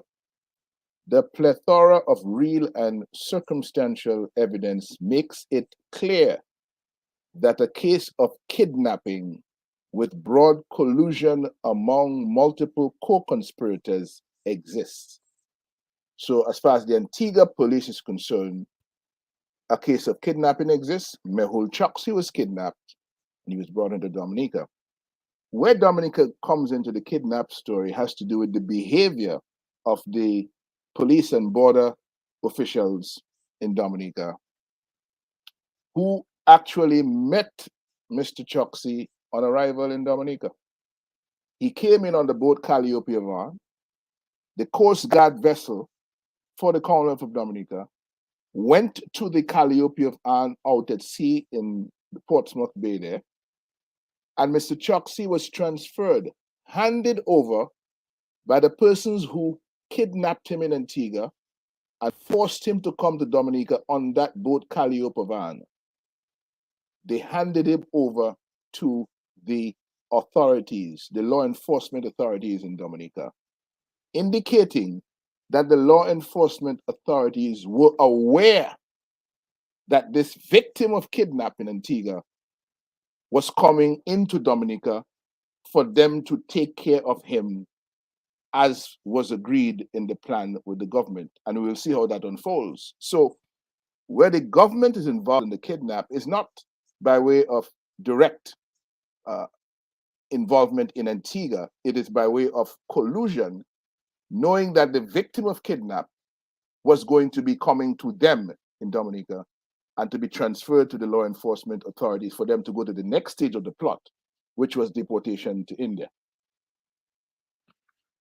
So when he arrives in Dominica, a series of things occur. Number one, he is met by the police commissioner and other officers at the Cambridge cruise ship berth.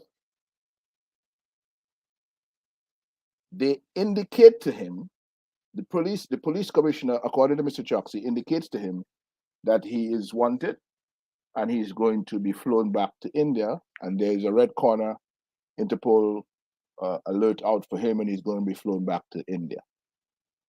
In alignment with that statement of intent by the police commissioner, you have the Minister of National Security on the 25th, the same day, issuing a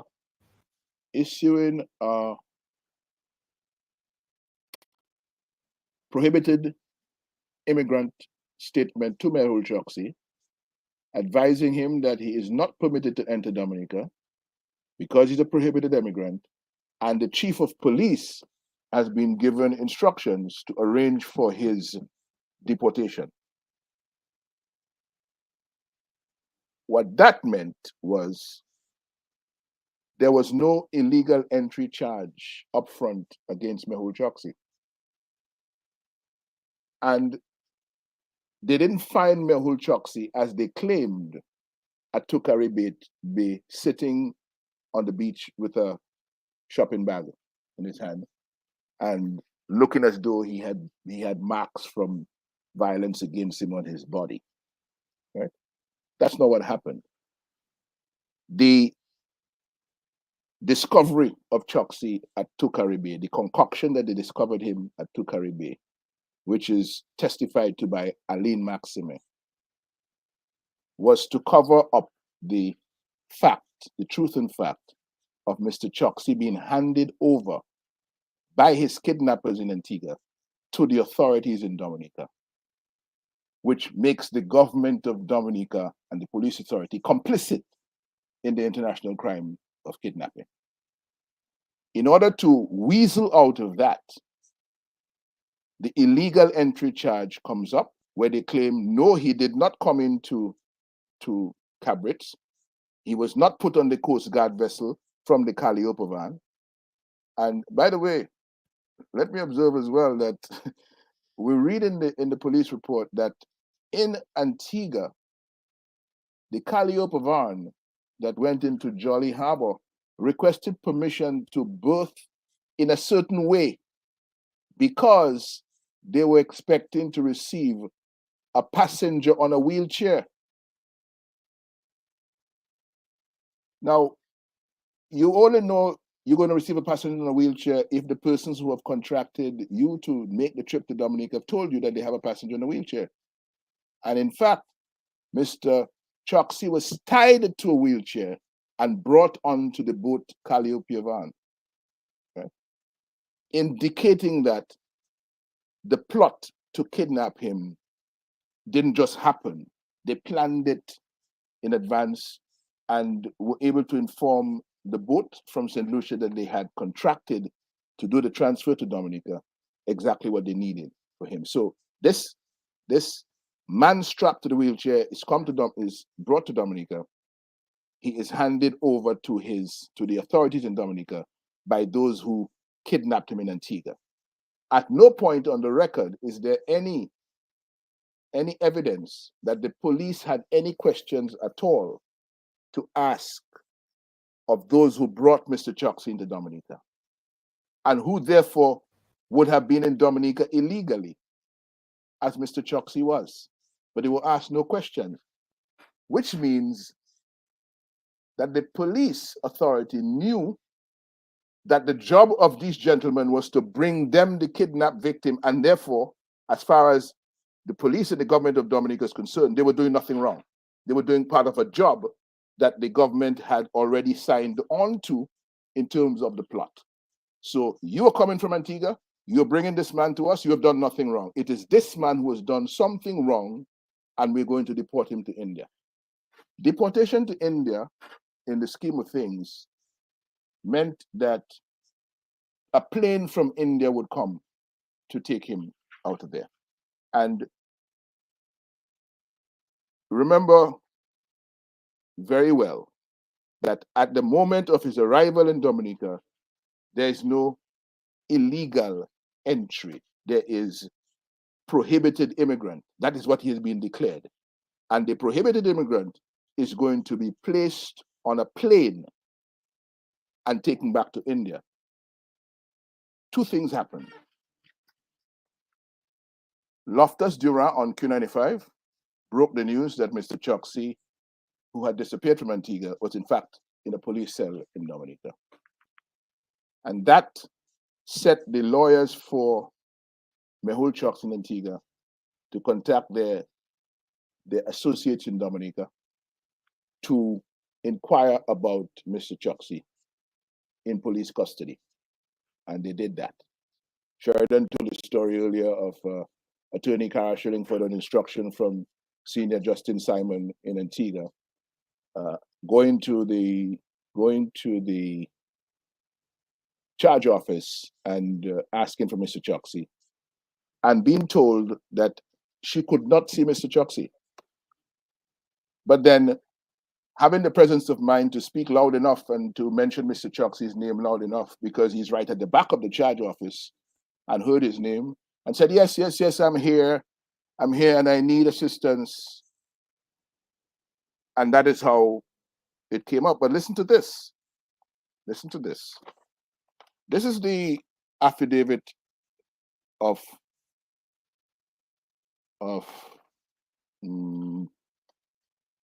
Superintendent of Police, Acting Superintendent of Police, Antonia Moses, in the matter of Mehul Choxie and the Attorney General of the Commonwealth of Dominica and the Chief of Police.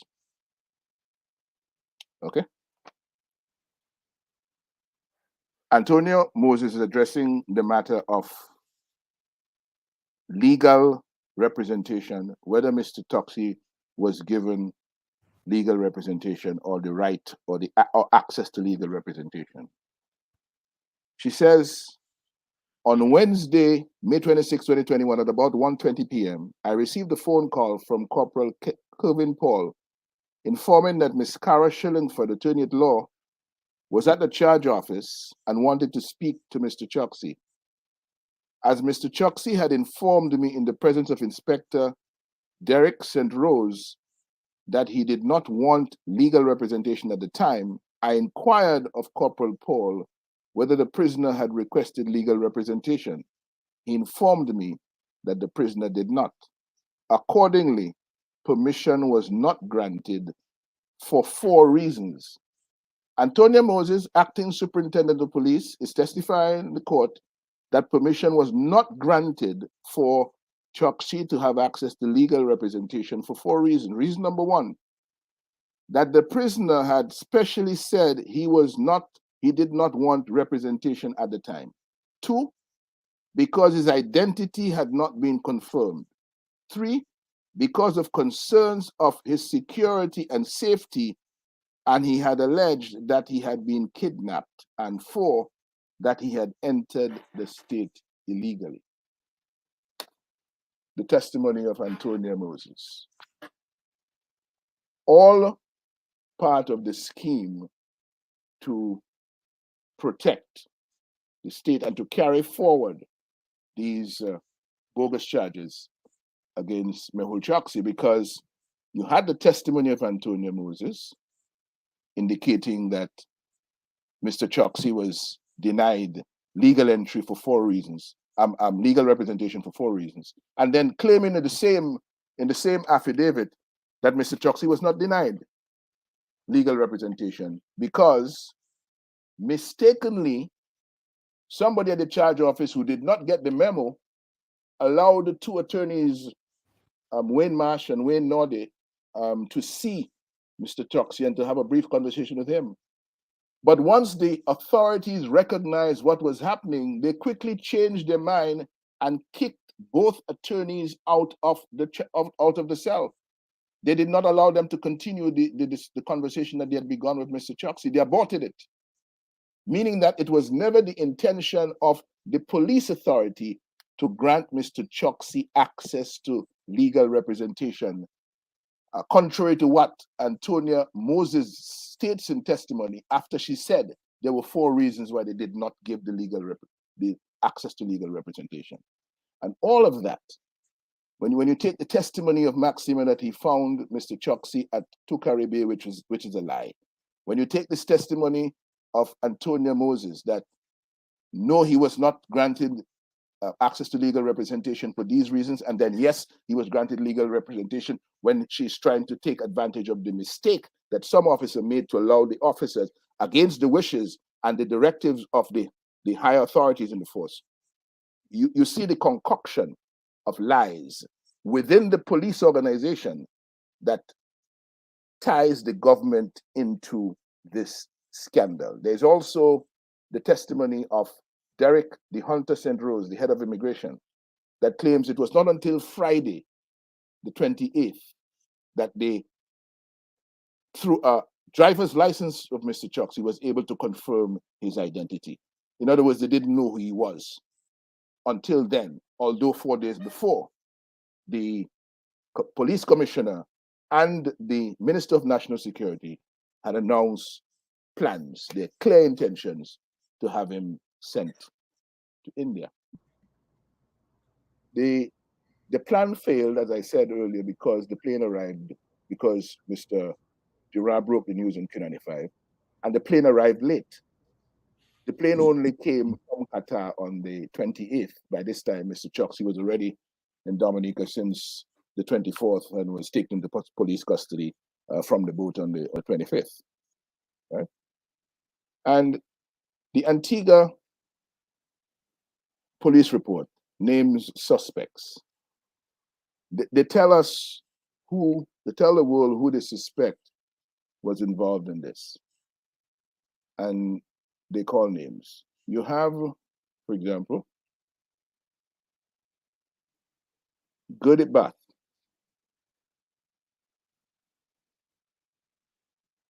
Goody Bath and Barbara Harabik, they place them at the top of the list of suspects in the kidnapping of Mr. Choxie in Antigua. And they also include on that list Gurjit Bandal, Gurmit Singh, and Leslie Farugai. Who is Goody Bath? He is the head of CS Global. CS Global is the exclusive marketer of Dominica's Citizenship by Investment program. And that CS Global company has received hundreds of millions of dollars in commissions from the sale of Dominican passports over the years.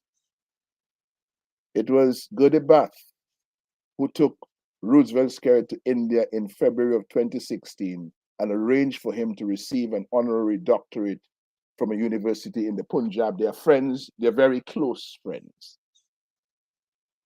Now, on the night of the kidnap, Gurjit Bandal and Gurmit Singh conducted the forced transfer of Mr. Choxie by boat, Calliope van, to Dominica, while Gurjit Bath, Barbara Harabik, and Leslie Farugai arrived in Dominica from Antigua on Executive Air Charter Flight 8P EAL, somewhere about 20 to 9 in the night, and they met with members of the cabinet at the Kempinski Hotel in Portsmouth. What did the members of cabinet receive? First of all, confirmation that Mr. Choxie was kidnapped and his abductors were bringing him to Dominica by boat for airlift to India as planned. And of course, they would have discussed and agreed with Mr. Bath the next steps once the kidnapped victim, Mr. Choxie, arrived in Dominica. So we see how the dots connect, and we see how involved the government of Dominica is, and the police force of the Commonwealth of Dominica under instructions from the government of Dominica, the cabinet of ministers. We see the specific elements of all that, the evidentiary basis of the government's involvement in this crime against humanity. So law enforcement authorities in Dominica were acting under the direction, under the control of the Dominica Cabinet of Ministers that had placed itself under the influence of India's governing party. I want to make the point that Mr. Choxie's issues in India notwithstanding, the accusations against him in India notwithstanding, the claims of the government of India against him notwithstanding, Mr. Choxie was in obedience to the rule of law in the jurisdiction of the Eastern Caribbean Supreme Court. I'm making that point because in these islands, we have citizenship by investment. In these islands, we offer citizenship to people from other parts of the world, and they pay us for it. In Dominica, we say it's our lifeblood now. It's the backbone of the Dominica economy. And if not citizenship by investment, then what? So these citizens by investment carry passports from Dominica that in fact CARICOM passports. They carry CARICOM passports issued by Dominica. And we respect the citizens who purchase their passports in Dominica. We also respect the citizens who purchase their passports from Antigua or from Grenada or from St. Lucia or from St. Kitts. He did nothing wrong in Dominica. He was brutalized after being kidnapped. He was tortured. He was brought here against his will. And rather than judicial officers in Dominica seeing the logic of just an order to have him return to his home country of citizenship, which is a fellow OECS member state, Antigua, from where he was unlawfully removed and where he was already engaged in extradition proceedings, they ridiculed those who called for that order to return him to Antigua. But you have the police investigators in Antigua confirming the kidnap, and as Dion George indicated earlier, requesting facilitation to interview border agents and investigators in Dominica, as well as the British-based suspects. And through those things, you have the truth closing in. And then you had now, recently, the decision of the DPP to discontinue the illegal entry matter. And that, I have said, is nothing but a Skerrit regime move to extricate itself from the scandal. You cannot tell me that with all that we see right now, neither the government ministers involved or the police officers involved did not know what they were getting into, and they were involved in it quite by accident. This was no accident. This was part of a plan that the government was involved in, the cabinet of ministers was involved in, the Roosevelt-Skerrit cabinet was involved in, and which they directed the police officers to join them in order to have the plan executed. Plan A failed. So let's give you a little breather here. Let's give you a little breather. I mean, you've given us a lot more than a mouthful. I mean, obviously, Gabriel, as a practicing attorney, you know that a lot of this information, all these things, they would have to come out in a court of law where it will be determined what may be factually correct or what the court accepts. And I suspect, Lennox and Dion and Gabriel, that this matter will end up in a court of law. I suspect that it will, and we're going to hear the arguments made. So we've had a lot of information here, but I imagine that we'll have to wait. When, for example, Lennox, we are being told that an officer is saying that someone is denied legal representation because he said he was kidnapped. I'm not sure I understand, Gabriel. I'm not an attorney. I don't understand that. If somebody said he was kidnapped, you're going to deny him legal representation because he said he was kidnapped and you saw bruises or marks on his body that indicated he may have been physically handled, or manhandled or mishandled. And you say you're not allowing him legal representation. And in fact, when you do allow him somebody tell you, hey, you're moving too fast, and you take back the legal representation from him. When another attorney come and say, I'm looking for this man, you say, I don't know this man, he's not there. And when you raise your voice, you say, yes, I'm there. We are witnessing a tragic comedy. It's not funny. It's not funny. When you have lawlessness in high places, when you have the misuse of police service, that is the kind of thing that happens. It's a tragic comedy. It's macabre.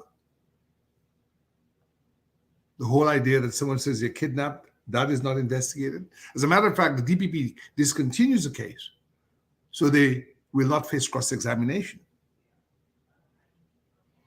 Because if they were to continue the case, all of those things that we've illuminated through Lennox's outstanding presentation and Dr. George's outstanding presentation and your very probing questions, Mr. G, would be revealed, you see.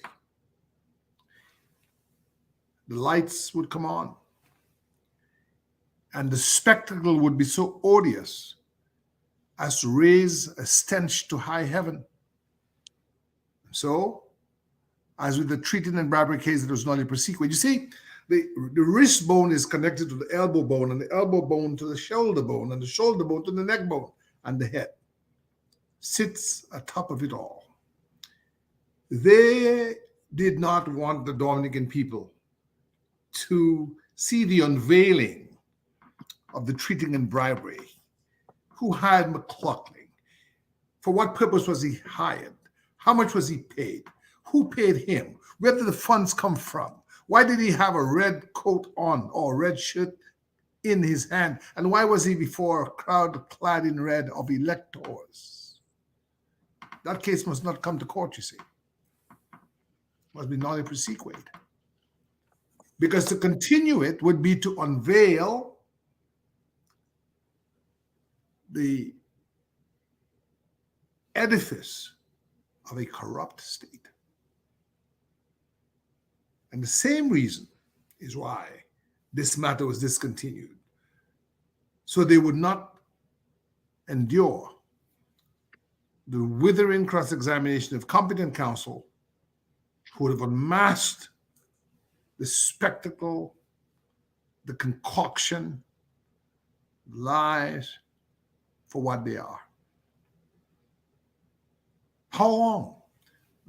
Lennox is heard to say not long, you see. How many more cases will be discontinued or nolle prosequent to further push down the field?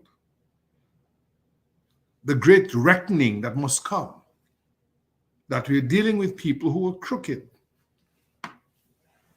you see. If that can happen to Melu Choxie today, are any one of us safe? We have people who are inspectors and superintendents and chiefs of police who sworn to uphold the law, to serve and protect. Who are they serving and protecting?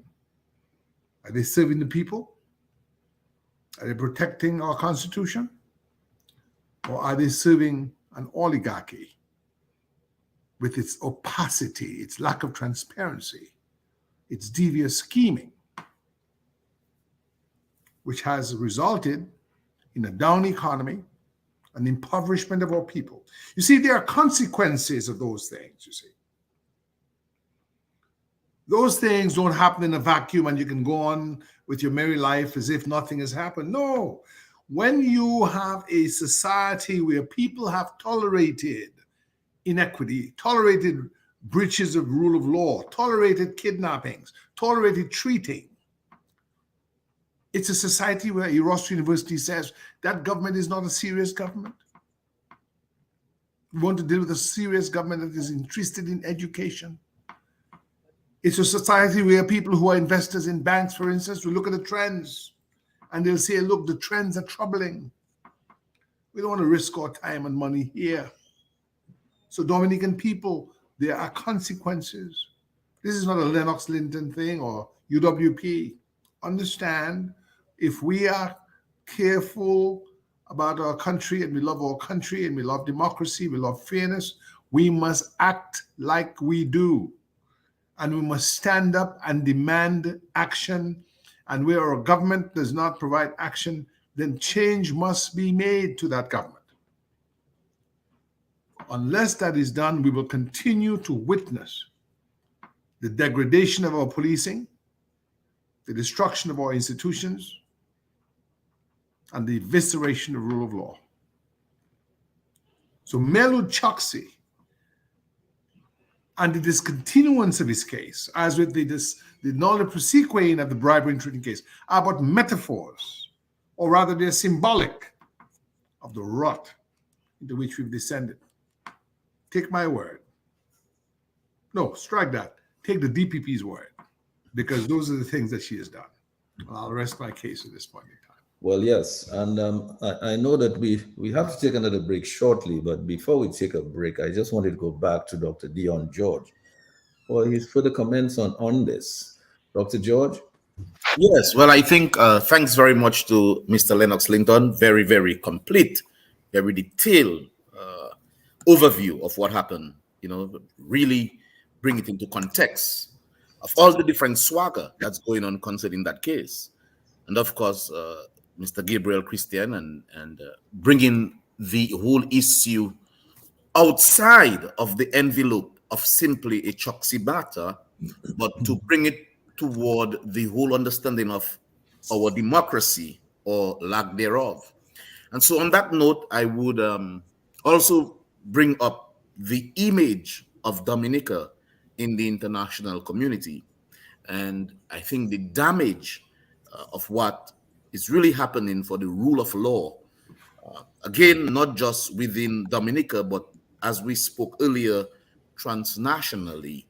And so coupled with the whole idea, Mr. Gregoire, of the plethora of questions concerning the rule of law, even the whole electoral laws.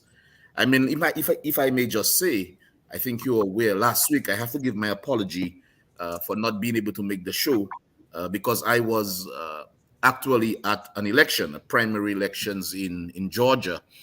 And interestingly, I mean, they just had the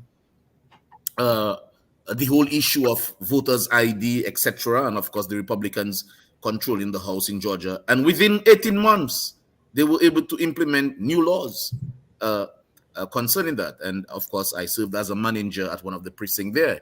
But I mentioned that simply because, I mean, can you imagine how long has it been since all the international observers has recommended for Dominica these changes which are required?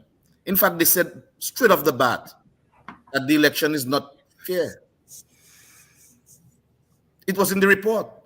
And what they meant by that, obviously, is that it's imbalance in terms of what the opposition have compared to what the incumbent has. And just this litany of things, Mr. Gregoire, I think what Gabriel says should be bolded. The whole idea that we have to fight for democracy. And there is a book called Common Sense by Thomas Paine, I believe. And essentially it speaks towards that if a government does not work for the will of the people and for the essence of what people elect that government for, Thomas Jefferson said it best, that we hold this truth to be self-evident, that all of us are equal and with certain inalienable rights of life, liberty, and the pursuit of happiness. And if a government were to abridge those rights, it is the responsibility of the people to elect a new one. Thank you. And I suspect that Attorney Gabriel would like to make a further comment on that book, Common Sense by Thomas Paine, and how it relates to our situation here. It's our situation in Dominica. I smile because that was the book, the first book that Rosie Douglas gave me was Common Sense. I actually have a copy downstairs in honor of him. It was at the home of Mike Douglas. He'd just been deported from Canada. And I always see Rosie never took us out of school. He always wanted to know we were studying, we were reading, we were writing. And so it's interesting that Brother Dion mentions that book. Thomas Paine was the pamphleteer of the American Revolution. He was almost sort of the essayist, the one who would render in writing the thoughts and the feelings and the desires of the Americans in the 13 colonies who were chafing under the rule of Britain with the call, no taxation without representation. Well, that's what we have now in Dominica, frankly. Do we have representation? If representation is supposed to be that you govern in the public interest, and you govern with the consent of those who've elected you, and that your responsibility is not to yourself and your friends and your cronies, or Anthony Hayden. Who elected Anthony Hayden? Lennox Linton. Do you know who elected him? Is he a Dominican? Is that his real name? How did he come to be someone who got the biggest contract in the history of our country without tender, in violation of the Procurement Act? How did that happen? You see. So that's what Thomas Paine talked about. Governance in the public interest. No taxation without representation. And I posit tonight that we are in that situation now. We are being taxed by a government using public funds to perpetuate itself in power, profit from that power for its friends and its family in a way that's a disservice to the public interest and the national interest of the Commonwealth of Dominica. Lennox, we have to take a little break and go over to Lambie, but I was wondering whether you wanted to make any further brief comment before we went back to Lambie.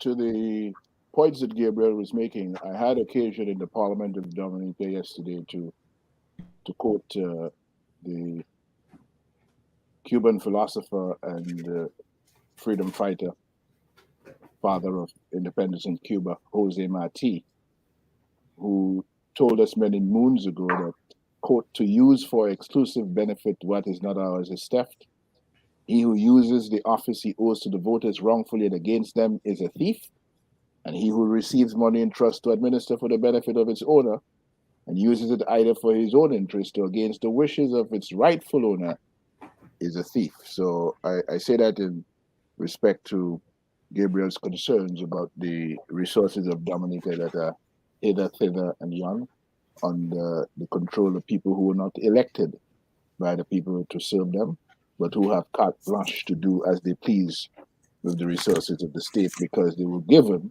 those access to those resources and authority to do as they please with them by those who owe to the voters the office that they hold and are using that office wrongfully and against the voters. Therefore, they are thieves. And it is these thieves who are involved in this plot to kidnap Mehul Choxie in Antigua, bring him to Dominica, and then send him back to India, where what they're doing is circumventing a legal process that's already engaged, where India, with respect to certain accusations that have been made against Mehul Choxie, want him returned to India to face those charges. And it is interesting that, let me just go back to something that we were talking about earlier, where we were talking about testimonies before the court, and the testimony of Sergeant Aline Maxime, right? For example, it was the testimony of Maxime that quote here, there was no sign. Remember, Mr. Choxie says he was kidnapped. So he told Aline Maxime that he was kidnapped and he was brought here on a boat, right? Aline Maxime responds in testimony before the court, quote, there was no sign of any alleged kidnapping, nor any alleged boat. However, as he alleged that he was kidnapped, I asked him whether he needed medical assistance as I observed what appeared to be injuries on his body. Yes, Sergeant Maxime, there were injuries on his body. You would have seen the bloody eyes, like we all saw in the photographs that were taken in the pictures of him in the police cell, right? But you're admitting that there were marks on his body, but you're saying there was no sign of any alleged kidnapping. What exactly does that mean? Nor any alleged boat. He came here on a boat from Antigua. That cannot be denied. So in all these submissions from the police officers, you see the scheme of the scheme that operated, and where police officers were willing to lie in the court, perjure themselves in order to protect the administration from what they felt would have been legitimate claims against them for the involvement in international criminality. And you also have the statement of Antonia Moses, right? Very interesting. She says later in the evening of the 26th, it was? Yeah, 26th of May. Later in the evening of the 26th of May, at about 6 p.m., and as part of the investigation into the matter of Mr. Choxie's arrest and his repeated request to return to Antigua, I accompanied Inspector St. Rose to visit the prisoner to obtain a written consent to return to Antigua. It was during that visit that he informed me that he would speak to Ms. Cara Shillingford. The testimony of Mehul Choxie is that, yes, they brought a form for him to sign, but nowhere on the form did it say he was going to Antigua, and so he did not trust the police officers because he felt they were trying to trick him. The evidence that these police officers brought before the court clearly confirmed that they were involved in a plot against Choxie and therefore would be trying to trick and deceive him. So he was correct. The form he was going to sign would have given permission for him to leave. And of course, there was the plane waiting at Melville Hall that was supposed to be at Melville Hall, on which they would put him and send him at the time back to to India, where what he wanted to do was to go to Antigua, his place of residence under the economic citizenship program of Antigua, where he was lawfully residing and where he was already involved in extradition proceedings based on a request from India. So this government is a danger to Dominica. It's a danger to the Caribbean. It's a danger to the world community. So Lennox, Linton, we are going to take a few calls. We'll go over to Lambie, but I just wanted to note this as we just to stick a pin right there. I believe the opposition did strongly recommend that Mr. Choxie be returned to Antigua. It seems as if the DPP ultimately decided that that was the best thing to do and return Mr. Well, that was 1 year ago. 1 year ago, we said clearly that this gentleman did nothing wrong in Dominica. He had no business in the courts of Dominica. He was in an OECS territory under the jurisdiction of the Eastern Caribbean Supreme Court, which is an agency of the OECS government. And we were asking the question, what is he doing in Dominica? How can you claim false entry, illegal entry to Dominica by a citizen from Antigua and Barbuda? Well, you claim he didn't come in at an approved point of entry, but that is a lie. He came in, you, the law enforcement authority in Dominica, brought him into Dominica. You brought him in through the Cabrit cruise ship berth, having taken him from his kidnappers aboard the Calliope of Arne. So what is this bogus charge of illegal entry? And we said a year ago that this gentleman should be returned to Antigua. Let him go back to his place of residence, an OECS country. He held citizenship, economic citizenship in Antigua, and he was before the court in Antigua, part of the jurisdiction of the Eastern Caribbean Supreme Court, on this extradition matter, and also facing charges in Antigua that where the government was trying to revoke his citizenship. All those matters were before the court in Antigua, the jurisdiction of the Eastern Caribbean Supreme Court, and we were trying to circumvent that because India felt that too much time was going by and they want him back there. And then we go and we collude with agents of the Indian government, Gurdeep Bath or whoever else, or the government itself, and decide to get involved in this international criminality. It's disgraceful.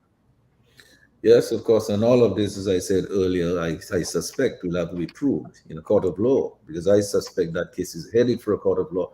Lambie, I know you have some calls, but I noticed that Dr. Well, Dion... Sheridan, I noticed that you're insisting, as the good host you are, on proof. But what we're talking about tonight, and I did take the trouble of making sure that I have the affidavits of the police officers before me, so we can see what they've actually said. It is from those affidavits and testimony that we are divining criminality by the government of Dominica, who had the police officers under instruction as to what they should do.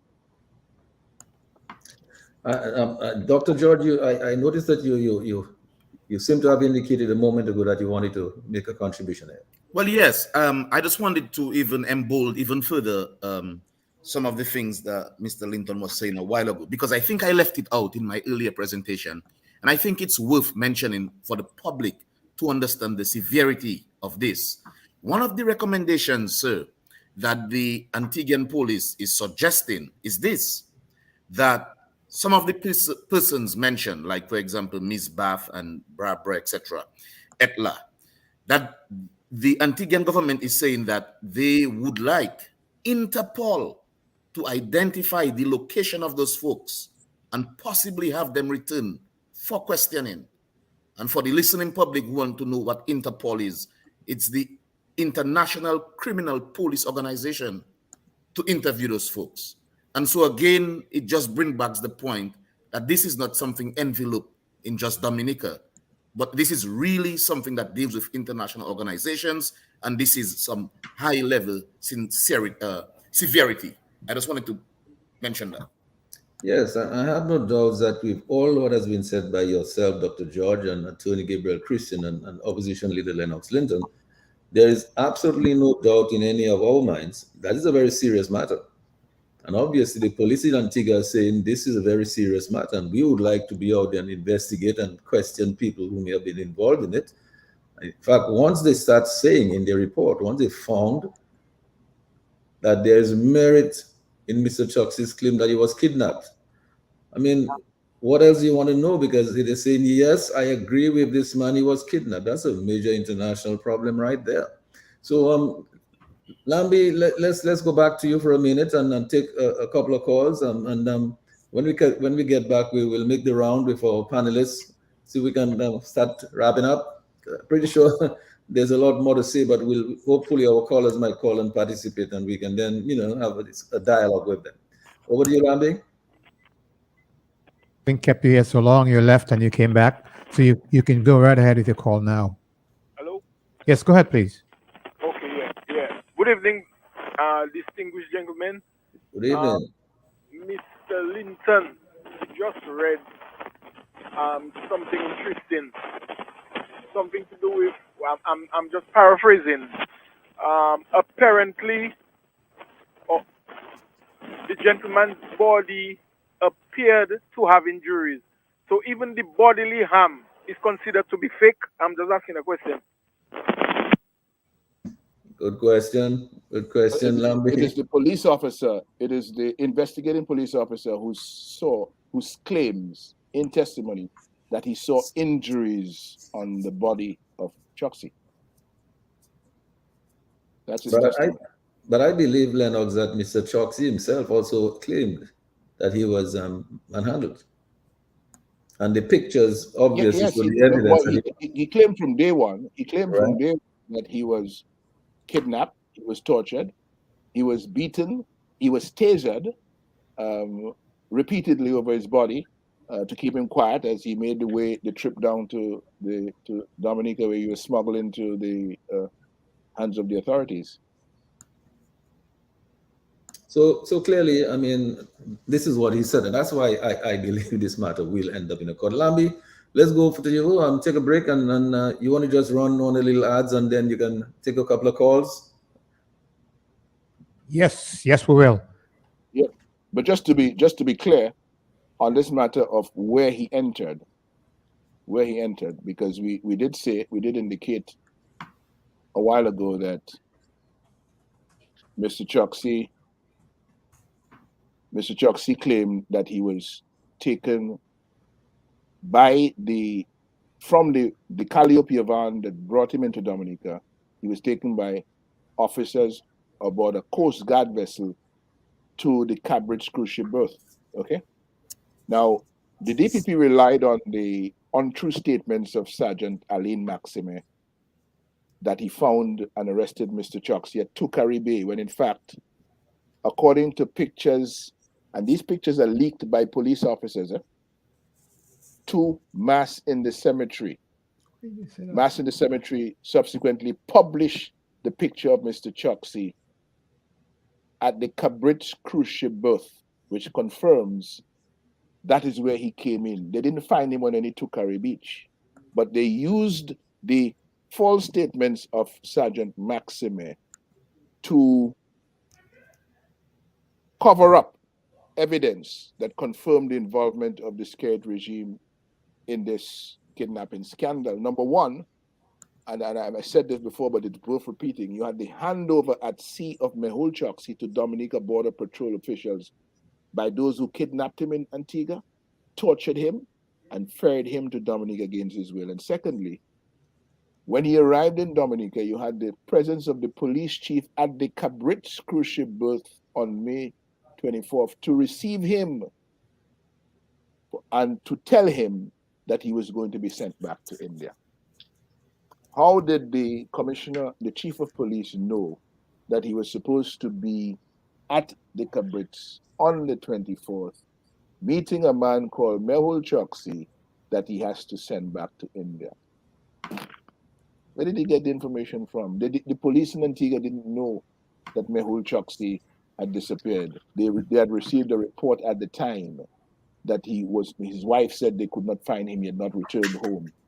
How did Lincoln Corbett know that Mehul Choxie was going to be at the Cambridge cruise ship berth if it was not by prior contact with or prior contract through the government that seemed to have been involved with the kidnappers and had knowledge of what was going on, to the point where they were waiting at the Kempinski Hotel in Portsmouth for the kidnappers to arrive and for them to receive their instructions on next steps. All right, Lambi, let's go over to you. Yes, caller, please go ahead. Good evening, gentlemen. Good I think evening. it's important that we look at the first statement or listen to the first statement that Prime Minister Gaston Brown made in reference to this incident with Mr. Choxie. And then I am wondering why he kept insisting that Prime Minister Roosevelt should not send him back to Antigua. He should send him straight to India. And he has been back in Antigua for so long.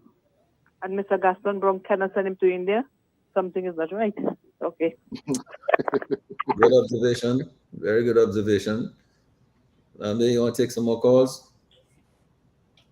Yes, caller, please go ahead. Yes, let me call again, I want to be very brief. Mr. G, Yeah. I'm listening to the program a long time, right? And I've observed that you're very careful, and you have all the reason to do that, because even if you saying something that is the truth, they'll try to sue your radio station. But the other day, I listened to a guy saying the magistrate them corrupt, and you said you haven't got the evidence, which I understand. But Mr. G, if a man who's not a Dominican had 7 charges for guns and ammunition, and just because the police did not ask him whether he had a license, he walked away. He pleaded guilty, and Lord have mercy, and he walked away free as a free man. This can show us as members of the public that something is wrong with the court system, because I watched Scott Peterson court case, and I was on the defense side. But when I realized that the man have a pregnant wife, just about to deliver, and the man left his wife and goes miles away to fish, and the same place he went to fish, that's where they found the lady's body remain. So that is clear that he killed the lady. So I say this to say I am observing that you have to protect your radio station, but really and truly, we as members of the public, we can see without any shadow of doubt that this country we live in, every area of it, every aspect of it is corrupt. Good night. And thanks a lot for that contribution. Thanks a lot. You want to take some more calls? All right. So let me just do this. Gabriel, and Dr. Dion George, maybe I'll go to you first, Dr. Dion George, because, you started the ball rolling on this there. You put it in context for us. When you look at all of the evidence, all of the information that has come out tonight, what are your real thoughts? What are your concerns about the state of our governance, the state of our democracy? What are your concerns that today, why are we so passive? We're not reacting and responding to things that sound that they are right. When we hear that a man is in custody and says that I've been kidnapped and I've been beaten and tortured, and the police say that they deny him legal representation because he said he was tortured or beaten or kidnapped or whatever. What does that say about us? What does that say about the state of law in our country? Excellent, Mr. Gregoire. And you're right. I think tonight, all of the panelists put this whole Choxie thing into perspective. And I think one of the perspective is an international one, that Dominica does not exist in a vacuum by itself. That after all, the world is looking, and as you saw from some of the presentations tonight, there are international organizations that are looking into that. There are other countries that are looking into that. And so with a response to your question directly, I mentioned earlier with the litany of issues that keep coming up on the international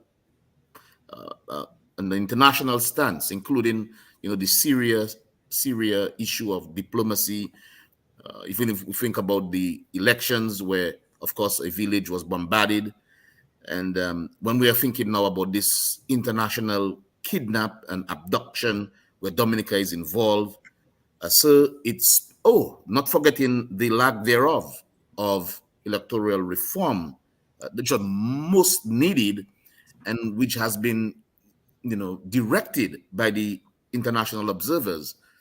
Well, you ask me, I mean, you're talking about the rule of law. In fact, if you were to go to Google and Google abduction and transnational law, there is one of the links that says that it has no boundaries, no borders, and no rule of law.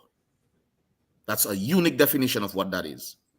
And so I think there's no other way to say it, that we are entering in real deep waters.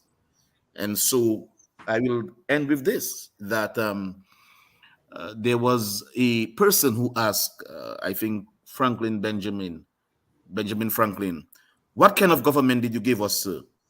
And his answer was this: I gave you a democracy if you can maintain it.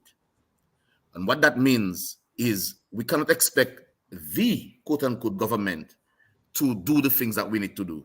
It's really the people that has to agitate, that has to inform, and that has to do what we are doing there, educate, and to discuss, and to petition the government to do the right thing. And so they would have to listen. Ultimately, governance means that they work for the people, not the other way. And so when the people have concerns of laws where one person who may be a citizen of another country, but because of our OECS and CARICOM Association of States, have certain rights, for example, the right to an attorney, and these rights are being denied, undoubtedly, it's a concern that should be dealt with. And of course, in a civil society, these things ought to be dealt with in the courts. Thank you. Lennox, as I go to you for your sort of a final and closing remarks, I mean, we started up this conversation here tonight, and we first looked at the whole question of the impact of the meaning of that May 29 event. And we did indicate that if we don't learn from our mistakes, we're liable to repeat them as we go along. In other words, we have to be guided by our history. And that is why we all agreed that we need to have a Truth and Reconciliation Commission to establish all of the events and the circumstances, and then make recommendations going forward so that we don't repeat those mistakes. But when you look at the proliferation of evidence and information that has come out here tonight that we've all talked about, where are we in all of this, Lennox? And I mean, are we now gone to the point? I mean, look, listen, let's face it, here's where we've been through. And you mentioned some of them earlier. You mentioned we had some rogue ambassadors, right? We somehow they got their hands on diplomatic passports, crooks and criminals. Some of them went to jail, right? But they got their hands on our passport. We have graduated now to where people are thinking, are we involved in international kidnapping? And Dr. Dion George gave us some very, very good definitions of all of those terms. And when you look at the evidence, the preponderance of evidence that you yourself brought here, from what your knowledge and the documents that you're reading from, these are state police documents and evidence presented by the police. And you listen to the words of the victim himself, Mr. Mayor Choxie. And then when we hear that the Antigua police, from where the man was abducted, they are corroborating his claim that he was in fact kidnapped and brought to Dominica against his will. And then that is followed, 1 year later or something, or whatever period it was in time later, that the DPP now says, I did not agree with that before. So I was going to hold him on this charge, but for some reason now, I agree that we should dismiss this charge and let him go back to Antigua. Give us sort of your thoughts and closing remarks on some of those now.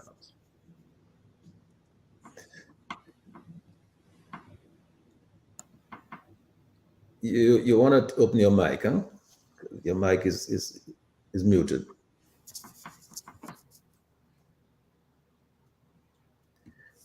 We're still not hearing you because your mic is. Yeah, I was. Okay.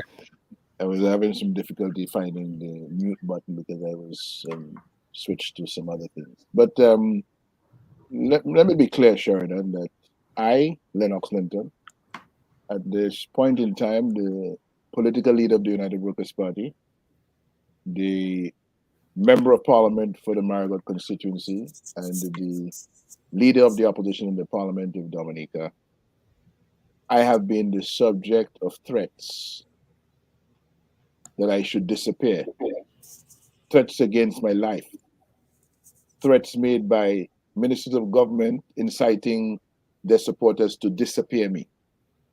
I've been the victim of a criminal trespass on my property by mercenaries from England acting for and on behalf of the Dominica Labour Party in a plot to have me convicted for high crimes and misdemeanors. I've been the victim of a scheme by the Prime Minister and his attorney to have me jailed for releasing his confidential filing with the IPO to the public, which is a criminal offense that could have landed me in prison.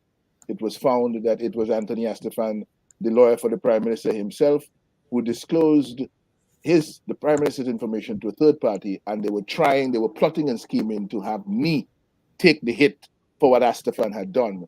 And when the police investigation found that Astefan was in fact the one guilty of the criminal action they were trying to pin on me, they dropped the matter like it was hot potatoes. So I am the same Lennox Linton tonight who is saying to you, to the members of the panel, and to the people of Dominica at home and abroad, that the evidence I see, the evidence before me, in testimonies from officers of law enforcement in Dominica before the court, and what I have seen of the police investigation in Antigua, that evidence suggests to me that the government of Dominica is involved in kidnapping, abduction of people and holding them against their will. And let me indicate that I was with Danny Luge when he was abducted by police in Mont Daniel. I was with him. I witnessed it. I saw it live.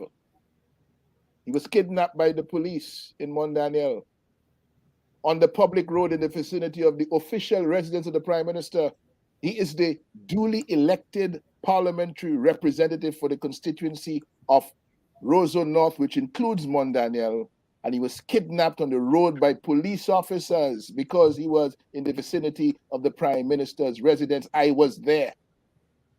And so I can say that I've seen an abundance of evidence of the government's involvement in abduction, in forced disappearance, in torture, in forced transfer, in receiving humans trafficked from one part of the globe to another,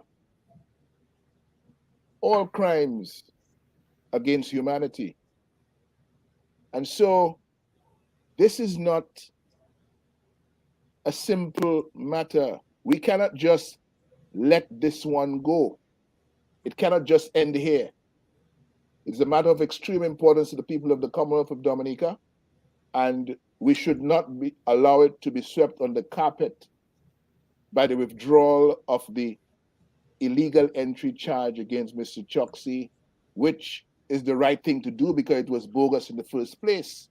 But we must get to the bottom of this, and we must ensure that justice is done. Unfortunately, this is not a matter in which we can seek resolution from a local legal system or law enforcement system that justifies each and every act of ruling party criminality, nor can we depend on appropriate action, appropriate corrective action from a president who functions with a moral code that glorifies the high crimes and misdemeanors of the scared regime. And so this is left to us. We have to find a way to get this matter into the hands of international law enforcement and international justice systems, even if it means the International Criminal Court of Justice in The Hague, even if it means complaints to the government of India, complaints to the government of Britain, from where the suspects in the kidnap appear to have come, even if it means complaints to investigating agencies around the world like the FBI, the Scotland Yard. We have to bring this matter to the full attention of the heads of government of the CARICOM and the heads of government of the OECS. We cannot just let this slide, because in the words of Charles Savarin from 1979, we have a situation on our hands where the government, by its actions, now represent a clear and present danger to Dominica and a danger to the region as a whole. And Attorney Gabriel Christian, thank you for that, Lennox Linton. Attorney Gabriel Christian, it seems to me, and I think to all of us, that we are experiencing a crisis of governance, a major crisis of governance. And what adds to that, in fact, and is of even greater concern, is that every effort is being made to have continuance of that type of conduct. Why do I say that? Because we know many years ago, a famous email was sent, I think, to the Prime Minister, which says that there's madness going on at the Electoral Commission. Madness. And if madness is going on there, and if they're allowed to go ahead with that madness, you will lose your winning legacy. And so, Gabriel Christian, it seems as though every effort is being made, continually being made, to ensure that we maintain that type of governance. The reason why we're having this information and this education and these forums and these programs is to provide the edification of people so that they can understand that it does not have to be so. We had a lecture series, the history of the political leaders. We went from Frank Barron to Edward Leblanc, right? To Patrick John, to Oliver Seraphin, to Edison James, to Pierre Charles, to Rosie Douglas, and then to Prime Minister Roosevelt Skerritt. He did not accept our invitation to come in person to discuss his legacy. And it's unfortunate. We're sorry we didn't have that opportunity to speak with him on these issues. But certainly, Attorney Gabriel Christian, it has to be of some concern to us when the world is watching, and when the Antigua police say that there is an issue there, and our Dominica police seem to be saying something contrary to that in the face of the preponderance of evidence in the country. Gabriel, your final words? Democracy dies in the darkness. Democracy dies in the darkness. And so at this moment, I just want to thank Brother Lennox, who has undergone many vicissitudes, sacrifices, himself and his family, to stand up for our country. I want to give thanks to him. I want to give thanks to Brother Dion George, who takes time out of his busy schedule as a professor at several universities in the Atlanta area to pay attention to his land of birth. See, I want to address my friends in the United States, several of whom rather, were involved in the diabolical practice of breaching our electoral laws by taking a gratuity, that is, an airline ticket or air fare paid by agents of the government to go home to vote, when they know in the United States Roosevelt Skerritt and his cabinet could not be elected to be dog catchers in a small town with the record that they've exhibited. Not because of what Lennox has said or what I've said or whatever, but look at the record.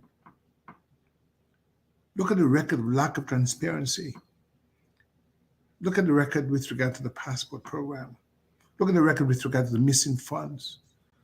Look at the record with regard to the misconduct of the police, the treating and bribery scandal, the garbage bin ball. Democracy dies in the darkness. And so I want to thank you, Mr. G, for Q95.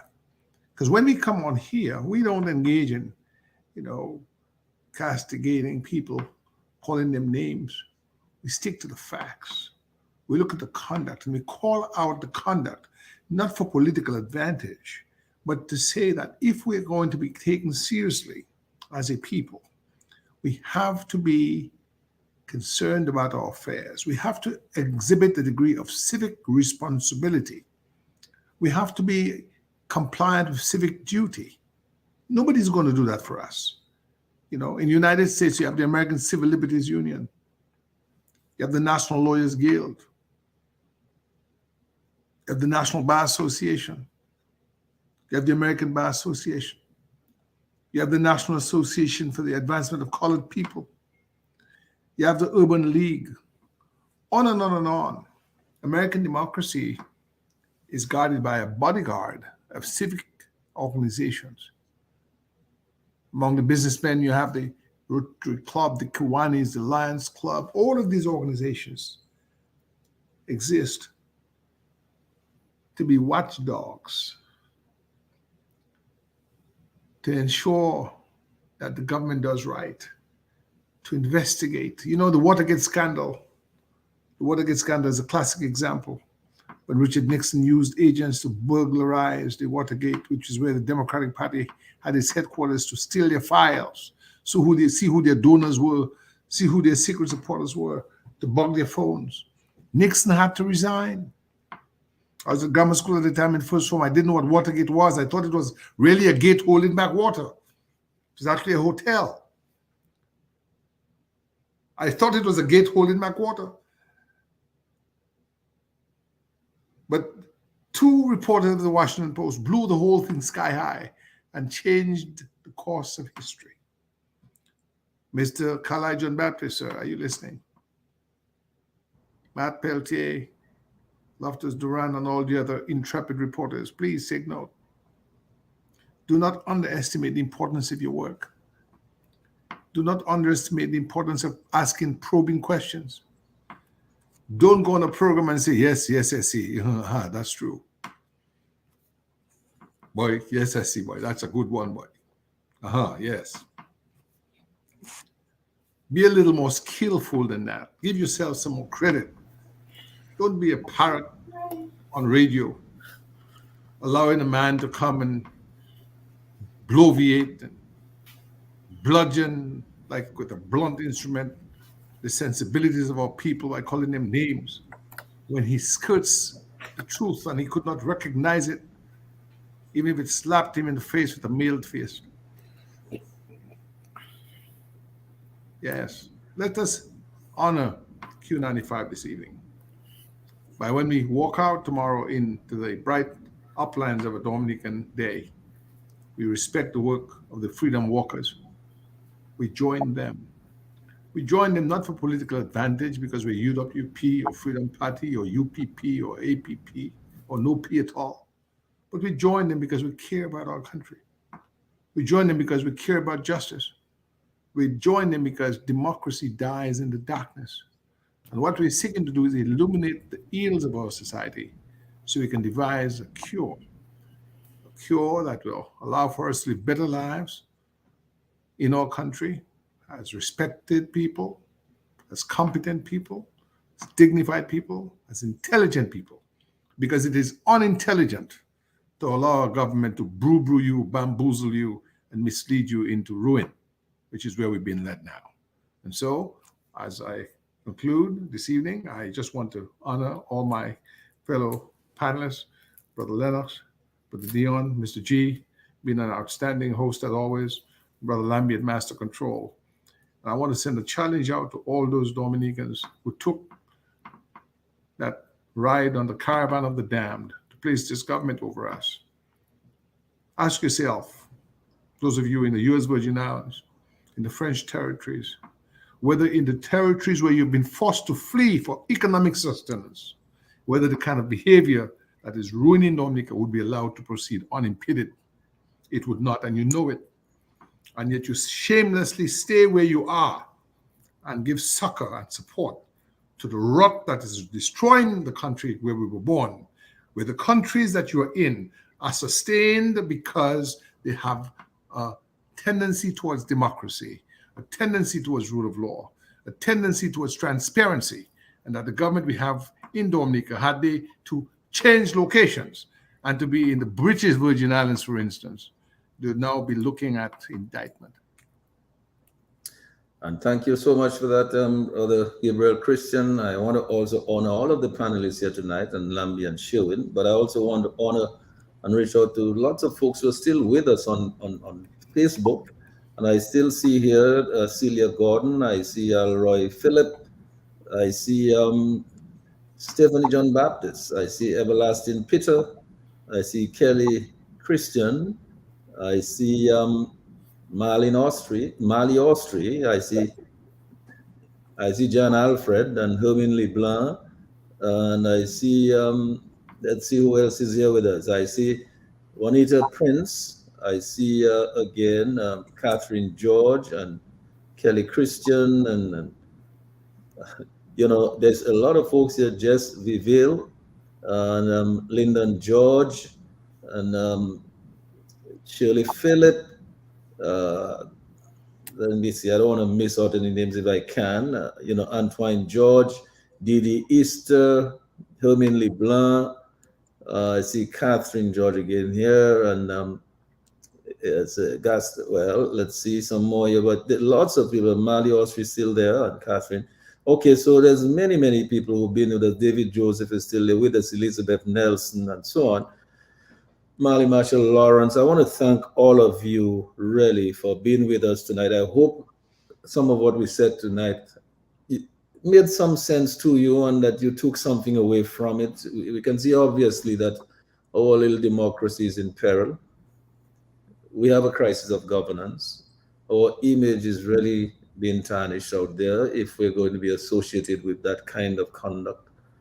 It's clear, and as one person sent me a little note on WhatsApp, let me just read it. It says, the alleged abduction of Choxie now being investigated by Scotland Yard under British Universal Jurisdiction law.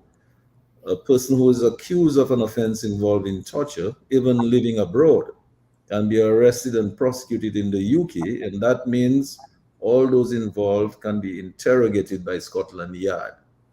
Now, clearly, the police in Antigua is saying we want to come down and interview people because we think there's a serious problem here. But gentlemen, you know, every good thing must come to an end, and this is where we have to end it. I just want to say thank you so much to all of you. I mean, Opposition Leader Lennox Linton is also. Thank you, sir. Thank you, sir. Thank you very much. Gabriel Christian and Dr. Dion. Thank you. And also Dr. Irvin Andre, who was supposed to be with us, but I know he's got caught up in some things. He couldn't make it. So we'll talk to him tomorrow. I hope he had an opportunity to listen. And so thank you for all of those of you who've been listening on social media on Q95, live everywhere, in every nook and cranny in Dominica, in every community. Thank you so much for being with us tonight. Until Tuesday night, next Tuesday night, we'll be coming back to you with another topic on the Global View on Q. So thanks a lot and good night, everybody. Good night. Thank you very much. God bless. God bless. All right. God bless. All right, Gabo and Lambi. Take care, Dion George. Nature Island Dominica Civil Liberties Foundation, Inc. Nidcliff, uniting our Kalinago and Afro-Caribbean nature islanders and friends of Dominica at home and abroad.